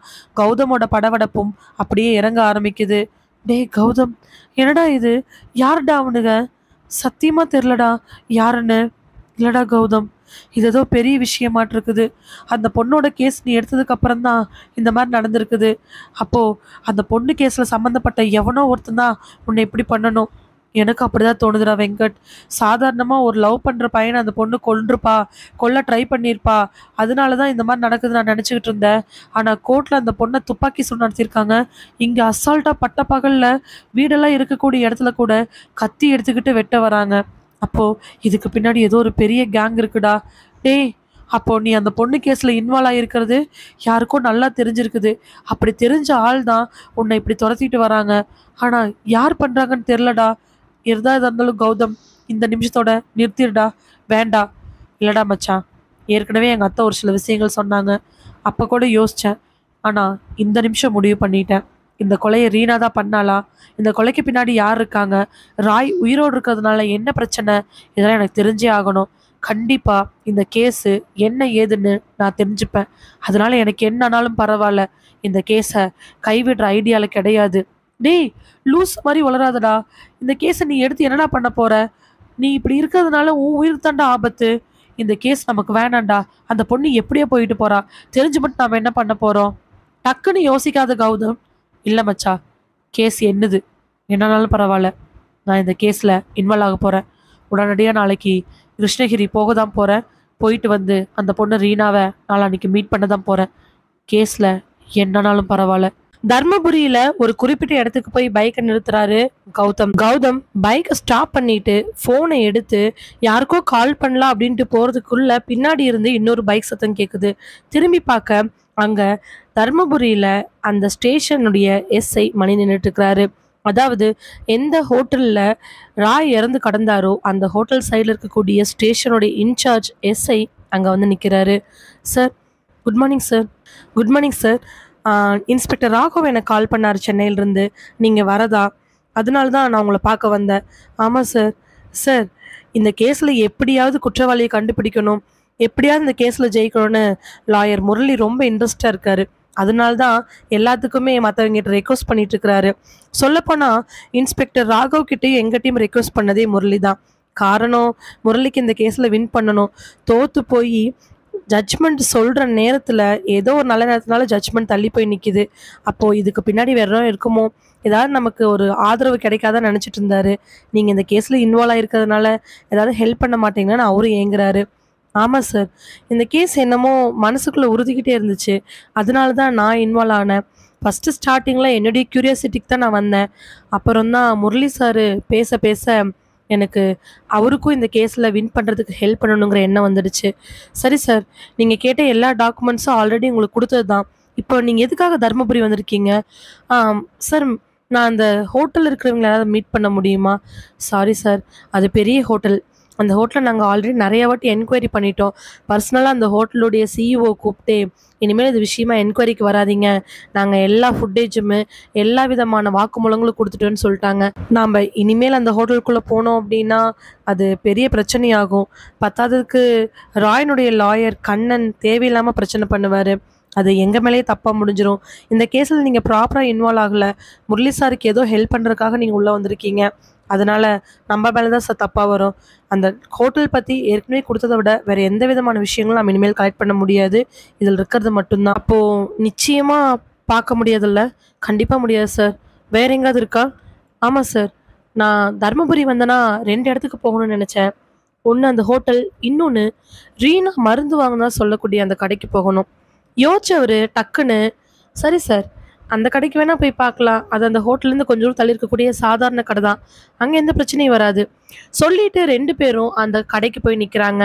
கடையில் இறங்கி போலீஸ் யூனிஃபார்மில் வரதை பார்த்த கடைக்காரருக்கு சலுப்பாக தான் இருந்துச்சு. எத்தனை முறை வருவாங்க அப்படின்னு.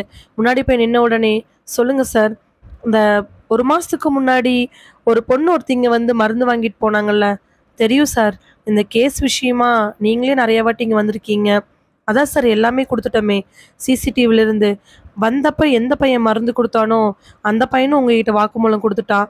அப்படி இருக்கும் பொழுது திரும்ப திரும்ப நாங்கள் எத்தனை வாட்டி கேட்டாலும் பதில் சொல்லுது உங்களோட கடமை. என்ன திரும்ப திரும்பன்ட்டு இருக்கிறீங்க? அப்படி இல்லை சார், அந்த பையன் வேலையை விட்டு போகிறேன்னு சொன்னான். அதுக்கப்புறம் அவங்க அப்பா தான் குடும்ப சூழ்நிலையால் மறுபடியும் கொண்டாந்து வேலைக்கு விட்டு போயிருந்துருக்கிறாரு. அவன் பயப்படுறா சார், சின்ன பையனாக இருக்கறனால. ஒரே ஒரு வாட்டி கூப்பிடுங்க, நாங்கள் கேட்டு போயிடுறோம். தயங்கின கடைக்கார அப்படியே நின்றுட்டு இருக்க சப் இன்ஸ்பெக்டர் கூப்பிடுறீங்களா அப்படிங்கிற வார்த்தையில, டேய் தம்பி இங்க வா. அந்த பையன் யதார்த்தமா வந்து என்னங்கண்ணா அப்படின்னு கேட்கறதுக்கு முன்னாடியே யூனிஃபார்ம்ல இருக்கக்கூடிய மணியை பார்த்துட்டு, சார் சொல்லுங்க சார். தம்பி, இவர் உங்க கூட கொஞ்சம் பேசணுமாமா? பேசிடு. எதுக்கு சார்? அன்னைக்கு ஒரு பொண்ணு. சார், அதை பற்றி தான் நான் முழுசாக சொல்லிட்டேனே சார்.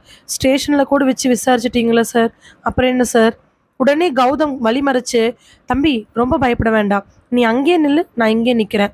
ஆனால் கேள்விகளுக்கு மட்டும் பதில் சொன்னால் போதும். சொல்லுங்கள் சார், அன்னைக்கு மருந்து வாங்க வந்த அவங்க இந்தந்த மருந்தை கொடுங்கன்னு சொல்லிட்டு எழுதி கொடுத்தாங்களா? இல்லை சார். அப்போது அந்தந்த மருந்தை எப்படி வந்து கேட்டாங்க? வாயால் கேட்டாங்களா? சார், முன்னாடியே ஃபோன் பண்ணி சொல்லிட்டாங்க சார். ஃபோன் பண்ணி சொல்லிட்டாங்களா? ஃபோன் பண்ணது அவங்க தானா? ஆமாம் சார், அவங்க தான் சார் ஃபோன் பண்ணாங்க. கன்ஃபார்ம் தெரியுமா? அவங்க தான், பேர் ரீனான்னு சொன்னாங்களா? சார் ஆமாம் சார், அரை மணி நேரத்துக்கு முன்னாடி ஃபோன் பண்ணி என்னுடைய பேர் ரீனா, நான் இன்னொரு அரை மணி நேரத்தில் வந்துடுவேன், எனக்கு ஒரு 3 மருந்து எடுத்து வைக்கிறீங்களான்னு கேட்டாங்க சார். நான் அந்த மருந்தோட பேர்லாம் கேட்டுட்டு, இதெல்லாம் அப்படி கொடுக்கக்கூடாதே மேம் சொன்னேன். தோட்டத்துக்கு அடிக்கிறதுக்காக தான், நாங்கள் வழக்கமாக சென்னையில் வாங்குவோம், இங்கே வந்து நாங்கள் ஒரு ட்ரிப்புக்காக வந்தோம், ஊருக்கு போகிறப்ப எமர்ஜென்சியாக வாங்கிட்டு போகணும், எங்களால் நாளைக்கெலாம் போய் வாங்க முடியாது, அதனால நீங்கள் அந்த மருந்தை எடுத்து வைங்கன்னு சொன்னாங்க சார். அது தோட்டத்துக்கு அடிக்கிறதா சார், தெரியாதவங்க கேட்டதாக கொடுக்கக்கூடாது, காடு தோட்டம் இருக்கிறவங்க கொடுக்கலான்னு சொல்லிட்டு நான் எடுத்து வச்சேன் சார். அவங்க கரெக்டாக 1/2 மணி நேரம் கழிச்சு வந்து என்னுடைய பேர் ரீனா, நாங்கள் கேட்ட மருந்து கொடுங்கன்னு சொன்னாங்க சார். கொடுத்தேன் சார். கொஞ்சம் தூரம் தள்ளி போயிட்டு திரும்பி பார்த்து பேமெண்ட் அப்படின்னாங்க சார். ஆல்ரெடி பேமெண்ட்டை ஜிபே பண்ணியிருந்தாங்க சார். அதனால பெய்டு மேம்னு சொன்னேன். அவங்க அந்த பாட்டில் எடுத்து பேக்கில் வச்சுட்டு கிளம்பிட்டாங்க சார். அவங்க கேட்ட 3 மருந்து நீங்கள் கரெக்டாக கொடுத்தீங்களா? ஆமாம் சார். சரின்னு யோசிச்ச கௌதம் அங்கிருந்து வந்துடுறாரு. மணி கௌதமை பார்த்து, வேற ஏதாவது கேள்வி இருக்கா சார்? எந்த கேள்வி இல்லை. இப்போ உங்ககிட்ட தான் ஒரு கேள்வி கேட்கணும். சொல்லுங்க. இந்த கேஸில் இந்த இடத்துல விசாரிச்சது நான் தான் சார். அதனால தான் இன்ஸ்பெக்டர் எனக்கு அனுப்பிச்சி வச்சிருக்காரு. அந்த பொண்ணு ஃபோன் பண்ணாங்கன்னு சொன்னாங்கல்ல, அந்த ஃபோன் நம்பரை நீங்கள் கிராஸ் வெரிஃபை பண்ணீங்களா? ஆமாம் சார், கிராஸ் வெரிஃபை பண்ணணும். அந்த டைமுக்கு இந்த நம்பருக்கு ரீனாவோட மொபைல்லேருந்து தான் சார் கால் வந்திருக்குது. வேறு ஏதாவது இருக்கா சார்? இல்லை, வேறு எதுவும் இல்லை. அந்த ஹோட்டலுக்கு போக முடியாது. இங்கே கேட்க வேண்டிய கேள்விலாம் கேட்டேன். சரி சார், வேறு ஏதாவதுன்னா உங்களுக்கு நான் கால் பண்ணுறேன் சொல்லிட்டு பைக் எடுக்கலான்னு சாவியை போட்ட உடனே வெங்கட் இருந்து கால் வருது கௌதம்க்கு. எங்கே இருக்க? தர்மபுரியிலடா. சரி சீக்கிரம் கிளம்பி வா. ஏன் என்னாச்சு? சாயங்காலம் 4 மணிக்கு அப்பாயின்மெண்ட்டு. ரீனா பார்க்கறதுக்கா? ஆமாம். ரொம்ப கெஞ்சி கூத்தாடி முரளி சார் தான் ஏற்பாடு பண்ணியிருக்காரு. ஏதோ உன் மூலமாக நல்லது கிடைக்குன்னு அவர் நம்பிக்கிட்டு இருக்கிறாரு. நீயும் இன்வால்வ் ஆயிருக்கிறேன்னு சொல்லிட்டு நானும் கெஞ்சி கெஞ்சி கேட்டு பார்த்தேன். 4 மணிக்கு ரீனா மீட் பண்ணணும். மச்சான், ரீனாவை மீட் பண்ணுறதுக்கு கெஞ்சி கூத்தாடி பர்மிஷன் வாங்கியிருக்குது. ஆனால் ரீனா பேசுவாளான்னு தெரில. ஒரு நிமிஷம் வெயிடா, நான் வரேன். ஃபோன் வச்சதுக்கப்புறமா சப் இன்ஸ்பெக்டர் மணியை பார்த்துட்டு, சார் கொஞ்சம் எமர்ஜென்சி, நான் சென்னைக்கு போகணும், நான் கிளம்புறேன் சார். சரி சார், கிளம்புங்க சொல்லிட்டு பைக் எடுத்துட்டு கௌதம் சென்னை நோக்கி வராரு. பைக்லேயே சென்னைக்கு ட்ராவல் பண்ணுறாரு. சாயங்காலம் 4 மணிக்கு கரெக்டாக 2 நிமிஷத்துக்கு முன்னாடி அந்த இடத்துக்கு போகிறாரு கௌதம். பைக்கை விட்டு எந்திரிச்ச உடனே முதுகெல்லாம் அப்படியே கழுண்டு விழுகிற மாதிரி இருக்கு. கௌதம், சீக்கிரம் வா, ஹாஸ்பிட்டலில் போய் கேட்குறதே பெரிய விஷயம், பர்மிஷன் வாங்கியாச்சு சொல்லிட்டு ஹாஸ்பிட்டலுக்குள்ளே வேகமாக போகிறாங்க. பைக்கில் போகாதுன்னு சொன்னேன்ல, சும்மா பைக்கில் போயிட்டு இப்போ இடுப்பிடிச்சிட்டு வந்திருக்கேன். 6 மணி நேரம் ட்ராவலோ 5 மணி நேரம் ட்ராவலோ பைக்கில் போனால் தானே நமக்கு ஃபெசிலிட்டி கரெக்டாக இருக்கும். அங்கே போக இங்கே போக நம்ம போக முடியும். கார் எடுத்துகிட்டு போனாலும் மிஞ்சி மிஞ்சி போனால் ஒரு 1 hour 2 hours தான் டிஃப்ரென்ஸ் வரும். எனக்கு இதான் வசதி. சரிடா, லேட் ஆயிடுச்சு, வா. ஹாஸ்பிட்டலுக்குள்ளே போய் ப்ராப்பராக பர்மிஷன் வாங்கிட்டு அவங்ககிட்ட இருக்கிற சீட்லாம் காமிச்சிட்டு ரீனாவை பார்க்கறதுக்காக வெயிட் பண்ணுறேன். கொஞ்சம் நேரத்துக்கு அப்புறமா அந்த ரூமுக்குள்ளே ரீனா இருக்கான்னு சொல்ல ஒரு நர்ஸோட பர்மிஷனோட உள்ளே போக ரீனா அந்த பெட்டில் எந்திரிச்சு உட்காந்துருக்கிறா. வெளியில் ஒரு கான்ஸ்டபிள் நின்றுட்டுருக்கிறாரு. பேச ஆரம்பிக்கிறதுக்கு முன்னாடி அவனுக்கு அவ்வளோ தயக்கம். இவ்வளோ நாள் எவ்வளோ கேஸ் பார்த்துருக்குறோம். ஆனால் ஒருத்தர்கிட்ட விசாரிக்கும் பொழுது அவன் மனசுக்குள்ளே இப்படி ஒரு பதட்டம் இருந்ததில்ல. ஒருவேளை கௌதம் இது நாள் வரைக்கும் இவ்வளோ சீரியஸான கேஸ் எடுக்காமல் இருந்திருப்பாங்களோ என்னமோ. ரீனா, முதல்ல நான் தேங்க்ஸ் சொல்லிக்கிறேன். என்னுடைய அம்மாவுக்கு நீங்கள் தான் பிளட் கொடுத்தீங்கன்னு. ஆனால் நான் இங்கே எதுக்காக வந்திருக்கேன்னா, வெங்கட் பார்த்துக்கிட்டே இருந்து, என்னடா இதெல்லாம்? ஆமாண்டா, ஆனால் அதுக்கு இது நேரம் இல்லை, டைம் முடிஞ்சு போயிடும், சீக்கிரமாக பேசு. ரீனா, நான் உங்கள் கேஸ்க்காக தான் வந்திருக்கேன். எனக்கு கொஞ்சம் நீங்கள் கிளாரிஃபை பண்ண முடியுமா? ரீனா எதுவுமே பேசாமல் அமைதியாக நிற்கிறாங்க. இந்த கேஸ் ஆரம்பித்ததுலேருந்து நீங்கள் எதுவுமே பேசலை. உங்கள் லாயர் எவ்வளவோ கெஞ்சி பார்த்தோம், உங்கள் அப்பா எவ்வளோ சொல்லியுமே நீங்கள் கேட்கலின்னு சொல்கிறாங்க. பட் இந்த கேஸில் நீங்கள் ஏதாவது வாயை திறந்தால் மட்டும்தான் ஏதாவது பண்ண முடியும். எனக்காக, உங்கள் அப்பாவுக்காக, இல்லை இந்த கேஸில் நீங்கள் ராய்க்கு நியாயத்தை ஏற்படுத்தி தரோன்னு நினச்சிங்கனாலும் நீங்கள் வாயை ஓப்பன் பண்ணி தான் ஆகணும். எதுவுமே பேசாமல் ரீனாவை பார்த்து, நீங்கள் ராயை நிஜமாலுமே விரும்புனீங்க, அவரை நீங்கள் கொலை பண்ணலை, அவருக்கு நியாயம் கிடைக்கணும்னா நீங்கள் இதுக்கு பதில் சொல்லுங்களேன். நான் அதிகமாகலாம் இல்லை, ஒரு 3-4 கேள்வி கேட்டுட்டு இங்கேருந்து போயிடுவேன். அதுக்கு மேலே நான் கேள்வியே கேட்க மாட்டேன். லவ் பண்ண பொண்ணு கையாலேயே இறந்து போயிட்டாரு ராய் அப்படிங்கிற ஒரு பேர் ராய்க்கு வேண்டாம். அது உங்களுக்கு சாதாரணமாக தெரியலாம். வெளியில் நிறைய பேர் பேசிக்கிறத கேட்டால் ராயோட நிலைமை மோசமானதாக தெரியுது. அவருக்கு இறந்தும் கூட பேர் அப்படி ஒன்றும் நல்லா இருக்கிற மாதிரி இல்லை. உண்மையாலுமே ராய் தானாதான் இல்லை வேற யாராவது மூலமாக இறந்துருந்தா கூட அவருக்கு பரிதாபங்களும் ஆதரவுகளும் நிறைய கிடைக்கும். லவ் பண்ணன பொண்ணே கொன்னதுனால ராயை நிறைய பேர் திட்டுறாங்க. இப்படி ஒருத்தர் எதுக்கு லவ் பண்ணணும், அப்படி லவ் கேட்குதா அப்படின்னு. அவருடைய பேரினி இதே மாதிரி அவளால் என்ன முடியுமோ எல்லா வார்த்தைகளையும் திரும்ப திரும்ப சொல்கிறா. காரணம், ராய்ன்னு பேர் எடுத்த உடனே ரீனாவோட கண்கள் கலங்கினது தான். கண்டிப்பா ரீனா ராயோட பேரை திரும்ப திரும்ப சொன்னோம்னா மனசு ஒத்து வருவான்னு நினைச்சு பேசிக்கிட்டே இருக்கிற அதே நேரத்துல ரீனாவோட கண்கள்லேருந்து கண்ணீர் வழிய ஆரம்பிக்குது. நான் கேட்குற கேள்விகளுக்கு மட்டும் பதில் சொல்ல முடியுமா? எச்சம் முழுங்குனவ ஆமா அப்படிங்கிற மாதிரி தலையாட்டுறா. ஆச்சரியம்தான். தன்னோட அப்பா, லாயர் எல்லாருமே கேட்டு பதில் சொல்லாதவ கௌதம் கேட்ட உடனே பதில் சொல்ல ஆரம்பிக்கிறா. காரணம், ஒருவேளை கௌதம் ராய் அப்படிங்கிற ஒரு துருப்புச்சீட்டை பயன்படுத்தினா கூட இருக்கலாம். நீங்களும் ராயும் ஒட்டுக்காத தர்மபுரி போனீங்களா? ஆமா அப்படிங்கிற மாதிரி தலையாட்டுறா. அந்த மருந்து கடைக்கு ஹாஃப் அன் ஹவருக்கு முன்னாடி நீங்கள் தான் ஃபோன் பண்ணி மருந்து வேணும்னு சொன்னீங்களா? ஆமான்னு தலையாட்டுறா. நீங்கள் லவ் பண்ணுற விஷயம் உங்கள் வீட்லேயும் ராய் வீட்லேயும் தெரியுமா? எதுவுமே பேசாமல் அமைதியாக இருக்கிறா. ராய் வீட்டுக்கு தெரியுமா? தெரியும் ஆமாங்கிற மாதிரி தலையாட்டுறா. உங்கள் வீட்டுக்கு தெரியாது அப்படிங்கிற மாதிரி தலையாட்டுறா. சாப்பாடு ஆர்டர் பண்ணதுக்கு அப்புறமா சாப்பாடு வந்ததும் நீங்கள் சாப்பிடாம வந்ததுக்கான காரணம் என்னன்னு தெரிஞ்சுக்கலாமா? புருவ சுருக்கத்தோட ரீனா அப்படியே நின்றுக்கிட்டு இருக்கிறா. அந்த மருந்து பாதி பாட்டில் காலியாக இருக்குது. ஆனால் நீங்கள் வாங்கி போட்ட கவருக்குள்ளேயே தான் இருந்திருக்கு. நீங்கள் உங்கள் ஹேண்ட்பேக்கை வேற எங்காவது வச்சிங்களா?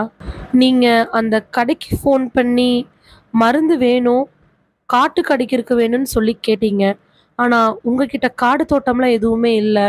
ஆனால் எதுக்காக காடு தோட்டத்துக்கு மருந்து அடிக்க வேணும்னு சொல்லி ஃபோன் பண்ணி கேட்டீங்க? சாப்பாடு சாப்பிடாம வந்துட்டீங்க அப்படின்னா அதுக்கு முன்னாடி அதில் பாய்சன் கலந்துருச்சு அப்படிங்கிற மாதிரி கேஸ் எடுத்துக்கிட்டாங்க. இப்போது ராயோட கேஸில் உங்கள் மேலே கண்டிப்பாக குற்றம் இருக்காது அப்படிங்கிறதுனால தான் முடிஞ்சு போன கேஸை நான் எடுத்திருக்கேன். நீங்கள் ஏதாவது ரெஸ்பான்ஸ் பண்ணால் நல்லாயிருக்கும். உங்களை கோர்ட்டில் வச்சு துப்பாக்கியில் சுட்டிருக்குறாங்க அப்படின்னா உங்களுக்கோ இல்லை ராய் ஏதாவது எதிரிகள் இருக்கிறாங்களா? ராய் மோட்டிவேஷ்னல் ஸ்பீச் பேசுகிறவர், பெரிய பெரிய இடங்களில் தொடர்பு இருக்கிறவருன்னு நான் கேள்விப்பட்டேன். நீங்களும் உங்கள் அப்பாவும் சேர்ந்து ஏதோ ஒரு பிஸ்னஸ் ஸ்டார்ட் அப் பண்ணியிருக்கீங்கன்னு கேள்விப்பட்டேன். அப்படி இருக்கும் பொழுது இந்த சைடில் ஏதாவது எதிரிகள் இருக்கிறதுக்கு வாய்ப்புகள் இருக்குன்னு நீங்கள் நினைக்கிறீங்களா?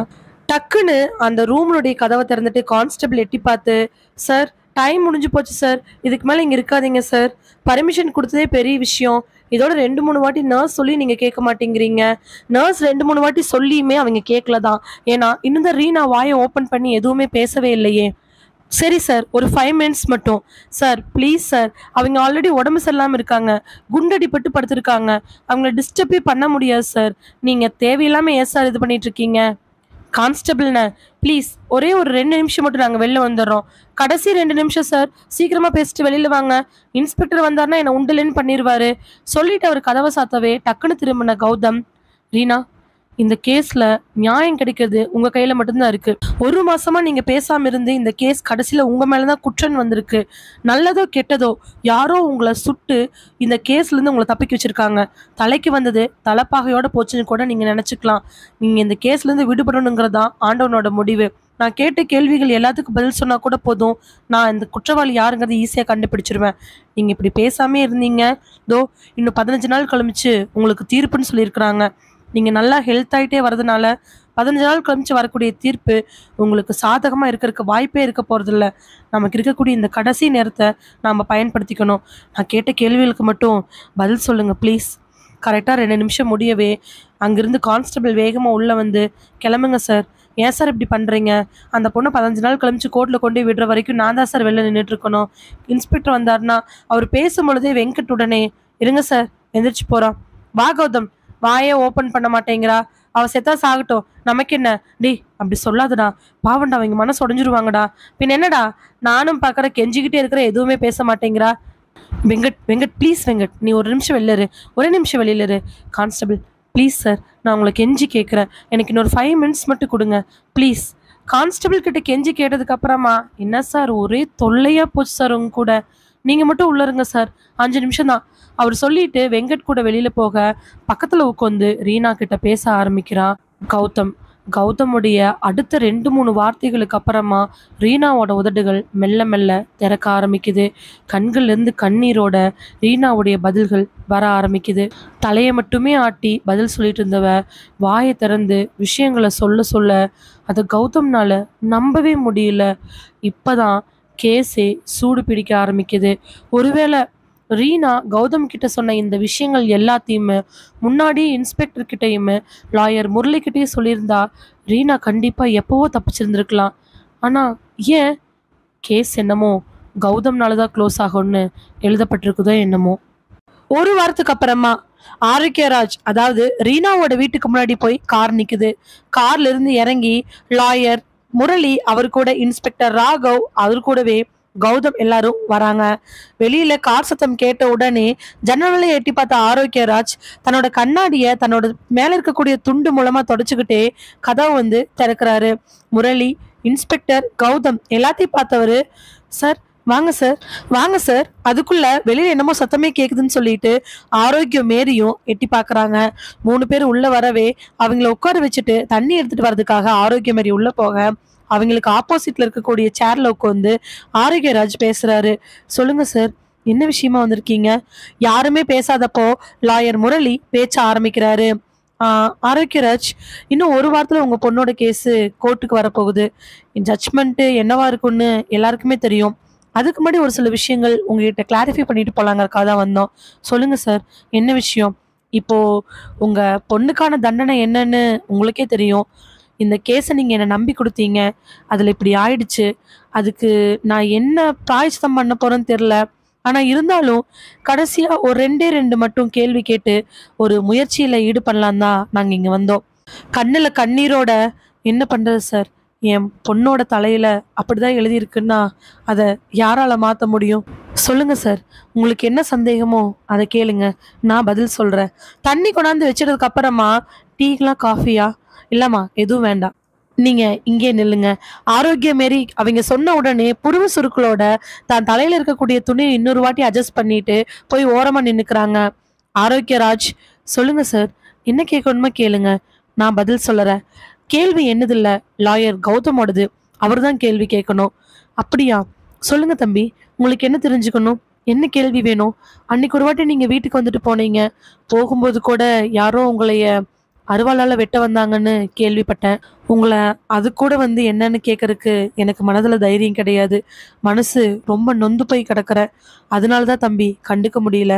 பிள்ளையோட வாழ்க்கை இப்படி போயிடுச்சுன்னு நினைச்சு ரொம்ப கவலையா இருக்குது. இருக்கும் சார், எல்லா பேரண்ட்ஸ்க்குமே இருக்கும்ல. என்னுடைய 2 கேள்விதான் சார். கேள்வி, உங்க பொண்ணு மருந்து வாங்க போறதுக்கு முன்னாடி உங்க பொண்ணு ஒரு ½ முன்னாடியே அந்த கடைக்கு ஃபோன் பண்ணி இந்தந்த மருந்து வேணும்னு சொல்லியிருக்கிறாங்க. ஆமாம்ப்பா. ஆனா உங்க பொண்ணை யார் அந்த மருந்து வாங்க சொன்னது? ஏன்னா எனக்கு தெரிஞ்சு உங்ககிட்டயும் தோட்டந்தரவு கிடையாது. உங்க பொண்ணு லவ் பண்ண ராய்வில்லையும் தோட்டந்தரவு கிடையாது. உங்க பொண்ணுக்கு பார்த்த ராஜேஷ் வீட்டில தான் தோட்டம் தொரவு எல்லாமே இருக்குது. உங்க பொண்ணுக்கு ஃபோன் பண்ணி எனக்கு இந்த மருந்து வாங்கிட்டு வான்னு சொன்னது யாரா சார் இருக்கும்? தன்னோட கைய ஒரு மாதிரி பிசைஞ்சுக்கிட்டே, தெரில தம்பி, இந்த கேள்வி போலீஸை பார்த்தவரு உங்களுக்கு கூட சந்தேகம் வரலீங்களா? இல்லை சார், அது எக்ஸ்பிளைன் பண்ணலான்னு ராகவ் முன்னாடி வர கௌதம் உடனே, சாரி இன்ஸ்பெக்டர், நான் இன்னும் கொஞ்சம் பேசியிருட்டுங்களா? அதான் சரி சார், கௌதம் பேசட்டும், அதுக்கப்புறமா நான் பேசுகிறேன். மறுபடியும் லாயர் கௌதம் இன்னொரு கேள்வி கேட்க தொடங்கும் பொழுது டக்குன்னு ஆரோக்கியராஜ், ஆரோக்கியமேரி சொல்லுங்க, வந்தவங்க காஃபி டீ வேணான்னு சொல்றாங்கறக்காக கொடுக்காம இருக்க முடியுமா? போ, போய் டீ போட்டு வா போ. உடனே லாயர் முரளி, இல்லம்மா, நீங்க இங்கே நில்லுங்க. ஆரோக்கியமேரி, அவங்க அப்படிதான் சொல்லுவாங்க, சங்கடப்படுவாங்களாட்டிருக்கு. போ, போய் டீ காஃபி போட்டு வா போ. சொன்ன உடனே ஆரோக்கியமேரி உள்ள போறாங்க. வித்தியாசமா தான் தெரியுது. ஆரோக்கியராஜ் உடனே கௌதம பார்க்க, கேளுங்க தம்பி, என்ன விஷயம்? உங்க பொண்ணு ராய லவ் பண்ணது உங்களுக்கு முன்னாடியே தெரியாதா? இல்லப்பா, எனக்கு நிஜமாலுமே தெரியாது. என்ன இன்ஸ்பெக்டர், முரளி சார், என்ன சார் இதெல்லாம்? என்ன சந்தேகப்படுற மாதிரி இருக்கு? டென்ஷன் ஆகாதீங்க சார். கௌதம் சின்ன கிளாரிஃபிகேஷனாக தான் கேட்குறாரு. இல்லப்பா, என் பொண்ணு அப்படி பண்ணியிருந்தாதான் நாங்கள் சேர்த்து வச்சிருந்துருப்போமே. எதுக்காக நாங்கள் தேவையில்லாமல் இப்படி பண்ண போகிறோம்? இல்லை சார், உங்கள் பொண்ணு லவ் பண்ணியிருந்தாங்கன்னா நீங்கள் கண்டிப்பாக சேர்த்து வச்சிருந்துருக்க மாட்டீங்க. இல்லைப்பா, என் பொண்ணு ஒரு பையன் லவ் பண்ணுன்னு சொல்லியிருந்தானா நான் நிச்சயமாக சேர்த்து வச்சிருந்துருப்பேன். எங்களுக்கு என்ன, ஜாதி மதம் வேறையா இருந்தால் கூட நான் சரின்னு சொல்லியிருந்திருப்பேன். அந்த பையனும் நாங்களும் கிறிஸ்டின் எனக்கு நல்லாவே தெரியும். அப்படி இருக்கும் பொழுது நான் ஏன் வேண்டான்னு சொல்லணும்? நல்லாவே தெரியும்னா சார்? இல்லைப்பா, நல்லாவே தெரியும்னா இந்த மாதிரி வெளியில் வந்ததுக்கு அப்புறமா நல்லா தெரியும்னு சொல்கிறேன். பொய் சொல்லி சொல்லி மாட்டிக்காதீங்க சார். இல்லைப்பா, இன்னும் எம்எல்ஏ சந்தேகப்படுறீங்க? ராக உடனே, சார், உங்கள் பொண்ணுக்கு மருந்து வாங்க சொல்லி யாரோ சொன்னாங்கன்னு சந்தேகம் முதல்ல கௌதம் தான் வந்துச்சு. நாங்க இன்வெஸ்டிகேஷன் பண்ணும்போது கூட உங்க பொண்ணு 1/2 ஹவருக்கு முன்னாடி ஃபோன் பண்ணி இந்தந்த மருந்து வேணும் அப்படின்னு சொல்லி சொன்னதா தான் நாங்க அந்த கேஸ் அதோட டிராப் பண்ணோம். ஆனா எங்களுக்கு கூட உங்க பொண்ணை யாராவது வாங்க சொல்லியிருப்பாங்களோங்கிற எண்ணம் வரல. காரணம் எல்லாமே பக்காவா இருந்துச்சு. இருந்தாலும் உங்க பொண்ணு ஒரே ஒரு வார்த்தை சொன்னதுல கௌதம் பாயிண்ட்ட பிடிச்சிட்டாரு. அந்த பாயிண்ட் என்னன்னு உங்களுக்கே தெரியும். சார், எல்லாருமே சேர்ந்து என்ன சந்தேகப்படுறீங்களா? பேச ஆரம்பிச்ச கௌதம், ஆரோக்கியராஜ் சார், உங்க பொண்ண போய் பார்த்தேன். உங்க பொண்ணு ஒரு சில விஷயங்கள் என்கிட்ட சொன்னாங்க. அதுல எதுவுமே புதுசு இல்ல. ஆனா ஒரே ஒரு விஷயத்த தவிர. என்ன என்ன விஷயம்? உங்க பொண்ணு 1/2 ஹவருக்கு முன்னாடி ஃபோன் பண்ணி எனக்கு இந்த மருந்தெல்லாம் வேணும் அப்படின்னு கேட்கும் பொழுது, அதுக்கு கொஞ்ச நேரத்துக்கு முன்னாடி ராஜேஷோட அம்மா ஃபோன் பண்ணி இந்த மருந்தெல்லாம் எனக்கு நீ வாங்கிட்டு வான்னு சொல்லியிருக்கிறாங்க. உங்க பொண்ணு நான் ஏன் அங்கிருந்து வாங்கிட்டு வரணும், இங்க எதுவுமே இல்லையா அப்படின்னு சொல்லி கேட்டதுக்கு, இல்லம்மா நீ தான் தர்மபுரிக்கு போயிருக்கேன்னு அப்பா சொன்னாரு, அப்பா கிட்ட தான் தெரிஞ்சுக்கிட்டேன், அதனால எனக்கு வாங்கிட்டு வான்னு சொல்லி அழுத்தி சொல்லியிருக்கிறாங்க. அப்ப கூட உங்க பொண்ணுக்கு சந்தேகம் வரல. ஏன் இந்த நிமிஷம் வரைக்கும் உங்க பொண்ணுக்கு உங்க மேல சந்தேகம் இல்லை, ராஜேஷோட அம்மா மேலதான் சந்தேகமா இருந்துச்சு. அதனால்தான் ஸ்ட்ரெயிட்டா நாங்க ராஜேஷ் வீட்டுக்கே போனோம். கார்ல இருந்து இறங்கி ராகவும் கௌதமும் ராஜேஷோட வீட்டுக்குள்ள போறாங்க. ஒரு 4 நாளைக்கு முன்னாடி ராஜேஷோட அம்மா உள்ள இருக்க, வெளியில வந்து அவங்கள பார்த்து தெரியாத மாதிரி வாங்கன்னு கூப்பிட விளக்கத்தை சொல்றாரு கௌதம். உட்கார வச்சு ராஜேஷோட அம்மாவும் அப்பாவும் பேச ஆரம்பிக்கிறாங்க. ராஜேஷ் வீட்டில் இல்லைங்களா? இல்லைங்க, அவர் வெளியில போயிட்டாங்க. இப்போ நாங்க உங்ககிட்ட ஒரு விஷயத்துக்காக வந்திருக்கோம். நீங்க இந்த நிமிஷம் உண்மை சொன்னா மட்டும்தான் உங்க அண்ணனுடைய பொண்ணை, மீன்ஸ் இவருடைய தங்கச்சி பொண்ணை காப்பாற்ற முடியும். நாங்க தான் எல்லாமே சொல்லிட்டோமே. கொஞ்சம் யோசிச்சு இது நாள் வரைக்கும் போலீஸ் கேட்காத ஒரு கேள்வியை கேட்க போறோம். அதுக்கான பதில தெளிவா சொல்ல முடியுமா? சொல்லுங்க. உங்க மருமகளுக்கு, அதாவது ரீனாவுக்கு அந்த அன்னைக்கு நீங்க கால் பண்ணீங்க தானே? ஆமா, கால் பண்ணேன். எதுக்காக கால் பண்ணீங்க? எதுக்காக கால் பண்ணனா, எங்க தோட்டத்துக்கு மருந்து தேவைப்பட்டுச்சு, அதுக்காக தான் கால் பண்ணினேன். அந்த மருந்தை நீங்க தான் வாங்க சொன்னீங்கல்ல? ஆமா, நான் தான் வாங்க சொன்னேன். ரீனாவா போய் அந்த மருந்து வாங்கல. இல்ல, ரீனாவா அந்த மருந்து வாங்கல. நான் தான் ரீனாவை அந்த மருந்து வாங்க சொன்னேன். ஆனா ஏன் அங்க வாங்க சொன்னேன்னா, ஆரோக்கியராஜ் அண்ணன் தான் ரீனா தர்மபுரி வரைக்கும் போயிருக்கிறா. அவ போயிருக்கிற இடத்துக்கு பக்கத்துல இருக்கக்கூடிய மருந்து கடை ரொம்ப நேச்சுரலா இருக்கும். வேற எங்கேயாவது வாங்குனீங்கன்னா பயிரெல்லாம் வேஸ்டா போயிடும். நீங்க அந்த கடையில ரெகுலரா வாங்கிக்கிங்க.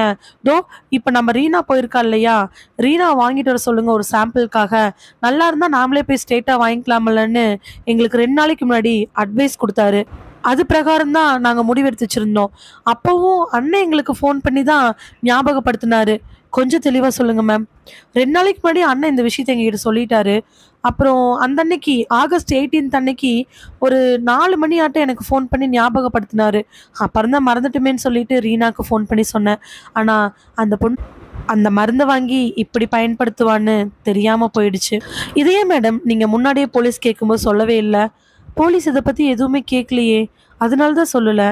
அது மட்டும் இல்லாம உரம் வாங்கிட்டு வர சொல்ல மருந்து அவ பயன்படுத்தினதுல என்னுடைய மிஸ்டேக் என்ன இருக்குது?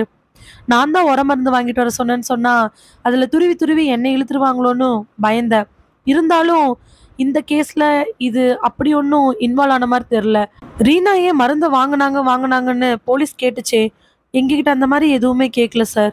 ராகா உடனே கௌதமை பார்த்து, இல்லை சார், நாங்க அந்த மாதிரி டீப்பா போகல. அதான் ரீனா தான் ஃபோன் பண்ணி எங்களுக்கு மருந்து வேணும்னு சொன்னதுனால அதுக்கப்புறம் நாங்க அதுக்கு பின்னாடி என்ன நடந்துச்சுன்னு யோசிக்காம விட்டுட்டோம் சார். சரி மேடம், ரொம்ப தேங்க்ஸ். சார், ஏதாவது பிரச்சனையா? சேச்சே, அப்படிலாம் எந்த பிரச்சனையும் இல்லைங்க. சும்மா இது ஒரு லைன் இல்லாமல் இருந்துச்சு, அதனால கேட்டுட்டு போலான்னு வந்தோம்.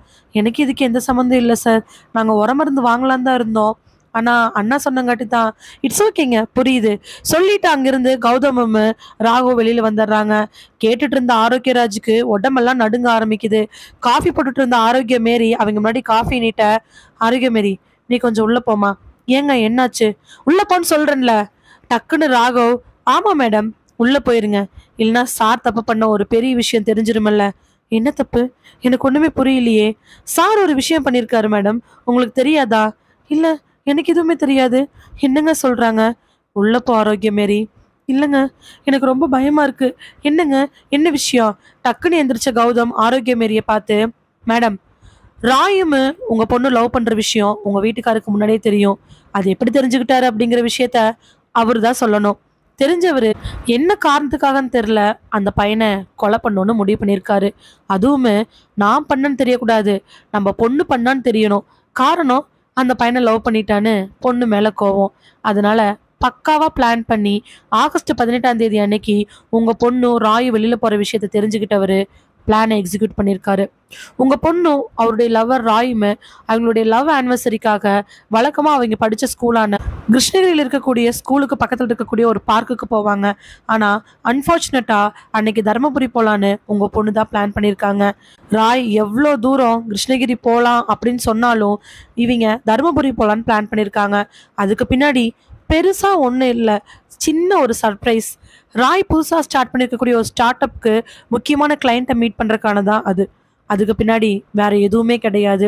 இதெல்லாம் உங்க வீட்டுக்கார் தெரிஞ்சிருந்திருக்கிறாரு. எப்படி தெரிஞ்சுக்கிட்டாரு அப்படிங்கிறதையுமே அவர் தான் சொல்லணும். இதை தெரிஞ்சுக்கிட்டவரு பக்காவா பிளான் பண்ண ஆரம்பிச்சிருக்கிறாரு. முதல்ல உங்க ராஜேஷோட அம்மா, அதாவது உங்க அண்ணிக்கு ஃபோன் பண்ணி உரமருந்தை பத்தி அவர் பேசியிருக்கிறாரு. ஆல்ரெடி ராஜேஷ் வீட்டு கல்யாண விஷயமா பேச போனவங்க உரமருந்தை பத்தி பேசவே அவருக்கு அது ஞாபகம் வந்திருக்குது. அதனால உரமருந்தை பத்தி பேசி தருமபுரிக்கு போகக்கூடிய நம்மளோட ரீனா கிட்ட சொல்லிவிடுன்னு பிளான் பண்ணியிருக்கிறாரு. ரீனா தருமபுரிக்கு போனதா உங்ககிட்ட 4 நாளுக்கு முன்னாடி இன்ஃபார்ம் பண்ணியிருக்கிறாங்க. கரெக்டு தானே? ஆமாம் சார், ஏதோ ஒரு வேலை விஷயமா போகிறேன்னு சொன்னா, ஆனால் இப்படின்னு எங்களுக்கு தெரியாது. அதான் மேடம், இவர் உரமருந்து வாங்கி கொடுக்க சொல்லி ரீனாவை கேட்க சொல்லியிருக்கிறாரு. ஆனால் தருமபுரிக்கு ரீனா மட்டும் போகல, ராய் ரீனா தனியாக போக உங்கள் வீட்டுக்கார் பின்னாடியே போயிருக்கிறாரு. ஆமாம் தானே? தெரியல சார், காலைல போயிடுவார், நைட்டு தான் வருவார். அதனால எனக்கு தெரியல. காலைல வழக்கமாக போகிற இடம் நினச்சிக்கிட்டு நீங்கள் இருந்த நேரத்தில் அவர் உங்கள் பொண்ணு பின்னாடியே தருமபுரி போயிருக்காரு. காலிலேருந்து சாயந்தரம் வரைக்கும் அவங்க எங்கெங்கே போகிறாங்கன்னு தெரியாமல் இருந்த உங்கள் பொண்ணை எப்படி கண்டுபிடிக்கிறதுன்னு ஒரு யோசனை இருந்திருக்குது. ஒரே கல்லில் 2 மாங்காய் அடிச்சிடலாமான்னு யோசிச்சுக்கிட்டு இருந்திருக்கிறாரு. ஒன்று, அந்த மருந்து கடைக்கு ரீனாவை வர சொன்னோம் அப்படின்னா ரீனா வருவாங்க, அப்போ அவங்க எங்க இருக்காங்கன்னு நல்லா தெரிஞ்சிடும். இன்னொன்று, அந்த மருந்தை ரீனாவாவே வாங்கிட்டு போய் அதை ராயுல கலக்கிற மாதிரி பண்ணணும். அப்படி நினச்சிக்கிட்டு அவரு உங்களுடைய ராஜேஷோட அம்மா அண்ணியை கால் பண்ணி அந்த விஷயத்த ரீனா கிட்ட சொல்லியிருக்கிறாரு. ரீனாவும் அதே மாதிரி 1/2 hour முன்னாடி சொல்லியிருக்கிறாங்க, மருந்தை வாங்கியிருக்கிறாங்க. எப்படியோ ரகசியமாக இருந்து பார்த்தவர் ரீனா ஹோட்டலுக்குள்ளே போகிறத பார்த்துருக்கிறாரு. போனவங்க முதல்ல ரிசப்ஷனில் பேக்கை வச்சுட்டு பேசிகிட்டு இருக்க அதில் இருந்து ஒரே ஒரு பாட்டிலை மட்டும் வெளில எடுத்திருக்காரு. பக்காவாக க்ளவுஸ் போட்டுக்கிட்டு ரீனா மறுபடியும் ஹேண்ட்பேக் எடுத்துகிட்டு உள்ளே போய் கொஞ்ச நேரம் கழிமிச்சு சாப்பாடு ஆர்டர் பண்ண அவர் என்ன பண்ணுறதுன்னு தெரியாமல் முழிச்சுட்டு இருந்திருக்காரு. ரீனா என்னென்ன பண்ணுறாங்கன்னு உங்கள் வீட்டுக்காருக்கு தெரியணும் இல்லையா? அதனால தான் தருமபுரி போனப்போ அடிக்கடி பொண்ணு என்ன பண்ணுறான்னு உங்களை வீட்டு ஃபோன் பண்ண சொல்லியிருக்காரு. சரியா? டக்குன்னு யோசிச்ச ஆரோக்கியம் மாரி, ஆமாம் சார், என்ன பண்ணுறா, சாப்பிட்டாளா அப்படின்னு கேளுன்னு சொன்னார். அது எனக்கு இப்போ தான் ஞாபகம் வருது. அப்படிதான் சாப்பாடு ஆர்டர் பண்ணாங்கன்னு தெரிஞ்ச உடனே ரூம் நம்பர் 181லேருந்து ஆர்டர் வந்திருக்குன்னு தெரிஞ்ச உடனே எப்படி கலக்குதுன்னு தெரியாமல் திணறிட்டு இருந்திருக்கிறாரு. கீழே ஹோட்டல் ரிசப்ஷன்லேயே ஃபுட் ஆர்டர் பண்ண மேலே வரதுக்குள்ள அவர் எப்படியோ மருந்தை கலந்துட்டாரு. இது எப்படின்னோ அவருக்கு மட்டும்தான் தெரியும். மருந்து கலந்து உள்ளே போகவே எங்காவது தான் பொண்ணு சாப்பிட்ருவாளோ அப்படிங்கிற பயம் அவருக்கு வந்திருக்குது. பொண்ணு பழி வாங்கணும், பொண்ணு மாட்டிக்கணும், ஆனால் பொண்ணு சாகக்கூடாது. இது என்ன புத்தின்னு தெரியல. அந்த நேரத்தில் என்ன மைண்டு மார்ச்சுன்னு தெரியல. கடைசியா ராஜேஷை விட்டு ஃபோன் பண்ணி சொல்லி ராஜேஷ் கிட்ட எமர்ஜென்சியாக ஊருக்கு கிளம்பி வா, அப்போ ஒரு முக்கியமான விஷயம் பேசணும்னு சொன்னாருன்னு பயப்படுத்தி மிரட்டி உடனே அங்கிருந்து கிளம்ப வச்சிருக்கிறாரு. இது எல்லாமே பக்காவான பிளான். ஆமாம் தானே சார்? என்னங்க இதெல்லாம், என்னென்னமோ பேசுகிறாங்க, எனக்கு ஒன்றுமே புரியல. பெருமூச்சூட்ட ராகவ் எந்திரிச்சு, மேடம், இப்போ சொன்னது எல்லாமே உண்மைதான், 100க்கு 100% உண்மைதான். ஆனால் எங்களுக்கு இருக்கக்கூடிய ஒரே ஒரு கேள்வி, உங்கள் பொண்ணுமே ராய் லவ் பண்ணது உங்கள் வீட்டுக்காருக்கு எப்படி தெரிஞ்சிச்சு? அது கூட எந்த பிரச்சனையும் கிடையாது. இவர் பக்காவாக பிளான் பண்ணி மருந்தை வாங்க வச்சிருக்கிறாரு. ராஜேஷ் கிட்ட ஃபோன் பண்ணி ராஜேஷை விட்டு உங்கள் பொண்ணை வர வச்சிருக்காரு. போலீஸ் எல்லாத்துக்கிட்டையுமே உங்கள் பொண்ணு ரொம்ப இன்ட்ரெஸ்டாக ரொம்ப ஆர்வமாக கல்யாணத்துக்கு ரெடி ஆகிட்டு இருந்தாங்கன்னு போய் சொல்லியிருந்திருக்கிறாரு. ஆனால் உங்கள் பொண்ணுக்கு இது எதுவுமே விருப்பம் இல்லைன்னு அவங்க கிட்ட பேசும்போது தான் தெரிஞ்சிச்சு. உங்களுக்கு தெரியுமில்ல? தெரியும் சார், ஆனால் போலீஸ்கிட்ட போய் என் பொண்ணு கல்யாணத்தை விருப்பம் இல்லாமல் தான் எல்லாமே ரெடி ஆனான்னு சொன்னால் போலீஸ்க்கு இன்னும் என் பொண்ணு மேலே சந்தேகம் வரும் அப்படின்னு சொன்னார். எப்படி மேடம், பொண்ணு விருப்பம் இல்லாமல் ரெடி ஆனானா எங்களுக்கு எப்படி சந்தேகம் வரும்? நாங்கள் உங்கள் பொண்ணு சைடு யோசிச்சு பார்த்துருப்போம்ல. குடும்ப மானம் போயிரும் அப்படின்னு சொல்லி சொன்னாரு. உங்க வீட்டுக்காரு பக்காவா ஸ்கெட்ச் போட்டிருக்காரு. அவர் எப்படி அந்த மருந்து கலந்தாரு? ஏன் உங்க பொண்ண மாட்டிடுவேன்னு நெனச்சாரு? இதெல்லாம் அவர் வாய் திறந்தா தான் தெரியும். என்னங்க? என்னென்னமோ சொல்றாங்க. எல்லாமே உண்மையா? இங்க பாரு மேரி, நீ உள்ள போ. சார், அவங்கள முதல்ல நீங்க அடக்கி எந்த பிரயோஜனமும் இல்ல. நீங்க வாய திறக்கணும். இதோட இன்னொரு விஷயம் சொல்றேன் கேட்டுக்கங்க மேடம். உங்க பொண்ணு மேல யாரோ துப்பாக்கியால சுட்டாங்களே, அதுவும் உங்க வீட்டுக்காரோட வேலை தான். டக்குன்னு கோவப்பட்டவ சட்டையை பிடிச்சு, என்னையா சொல்றாங்க? என் பொண்ண மாட்டி விட்டது என்னால தாங்க முடியல. அவள கொல்ல பார்த்துருக்குற. என்ன சொல்றாங்க? டக்குன்னு மேரிய தள்ளி விட்டவரு, என்னடி சும்மா ஒளறிட்டு கிடக்குற? வந்து இவங்க 3 பேர் ஏதோ சொல்றாங்கறக்காக நீ நம்பிருவ. அப்போ நான் முட்டாளா? இல்ல. இவங்க சொல்றதெல்லாம் வச்சு பார்க்கும் பொழுது, நடந்ததெல்லாம் வச்சு பார்க்கும் பொழுது, எனக்கு நீங்க தான் பண்ணியிருக்கிற மாரி இருக்கு. கடைசியில உண்மைய ஒத்துக்குங்க.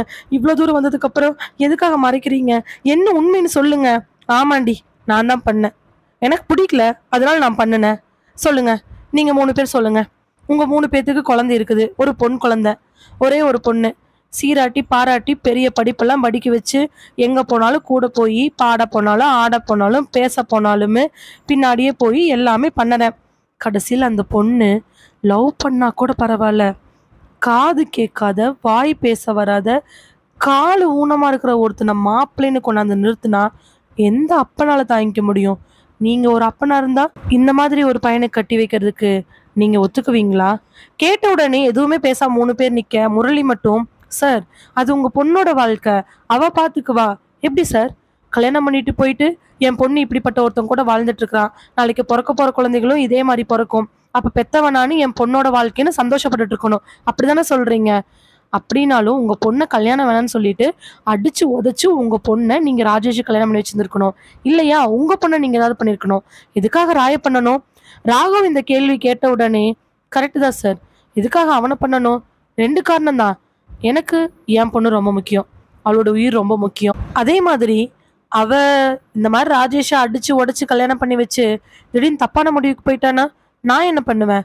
அதனாலதான் ராய் இல்லாம போயிட்டானா எனக்கு எந்த பிரச்சனையும் இல்லைன்னு தோண ஆரம்பிச்சிச்சு. என்ன கேட்டீங்க? என் பொண்ணு லவ் பண்றது எப்பன்னு தானே கேட்டீங்க? தெரியும். கிட்டத்தட்ட 5-6 வருஷத்துக்கு முன்னாடியே தெரியும்.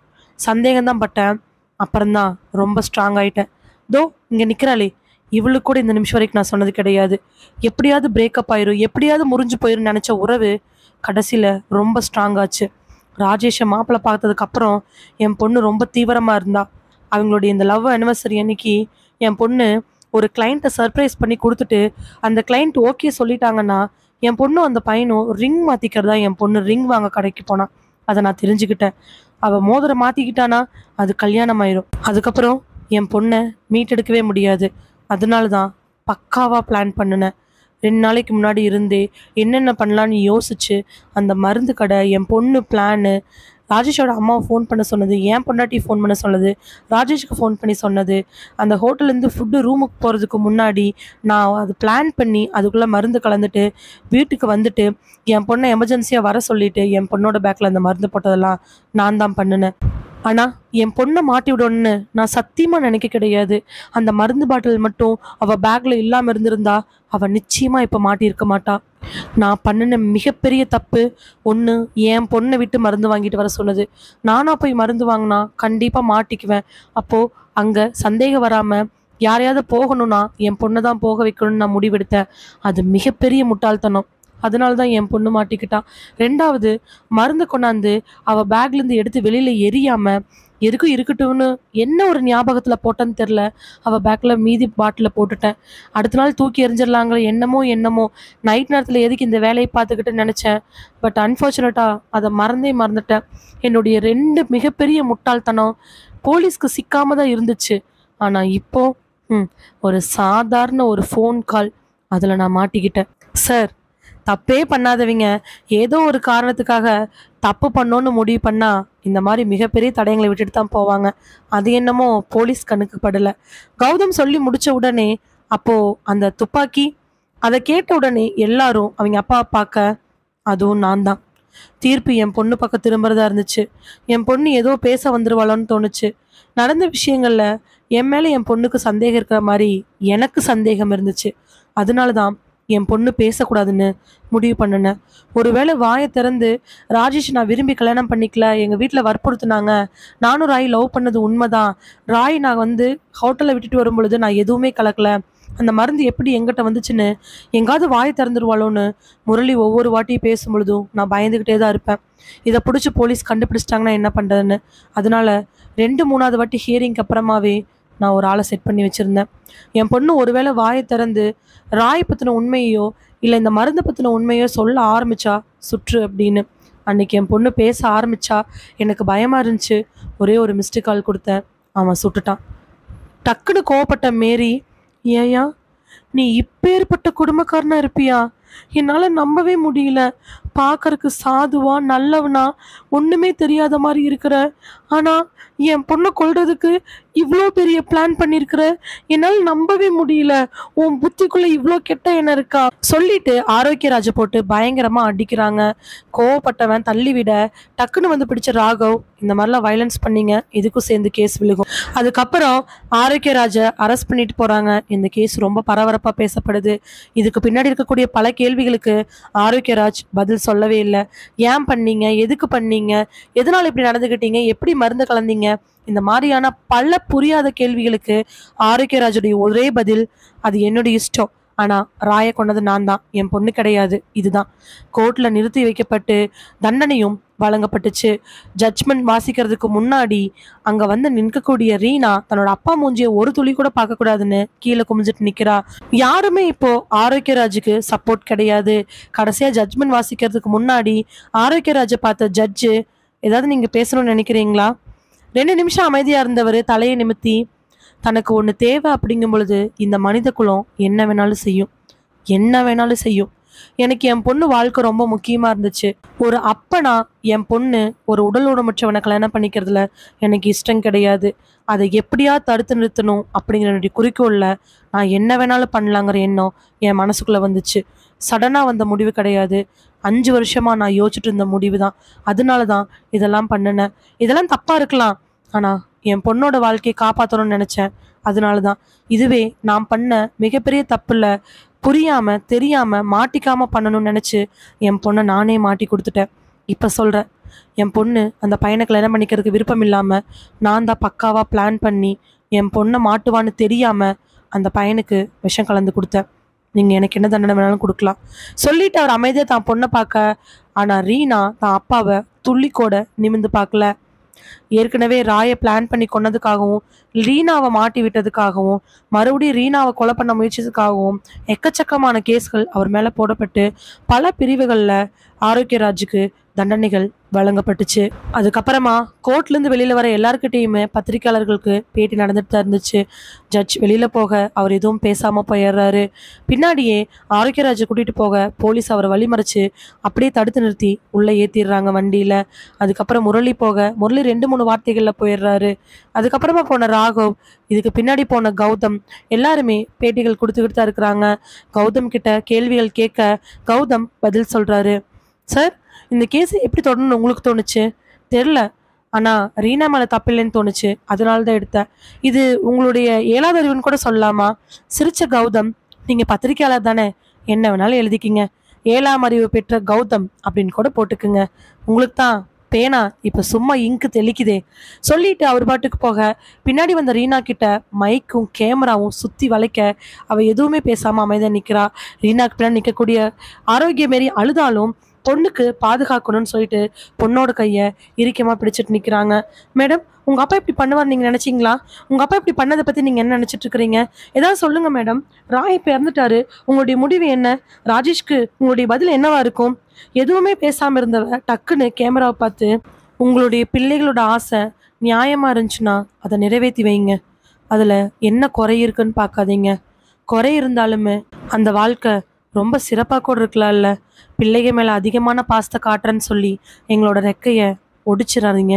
அதே மாதிரி எந்த தப்பும் பண்ணிடாதீங்க, அது பாசமாக இருக்காது. எங்கள் ஆசையை நிறைவேற்றுறது, நியாயமான ஆசையை நிறைவேற்றுறது தான் உண்மையான பாசம் சொல்லிட்டு ரீனா பாட்டுக்கு போக பின்னாடியே ஆரோக்கியமேரியும் போகிறாங்க. அதுக்கப்புறம் எத்தனை கேள்விகள் கேட்டும் பதில் வரவே இல்லை.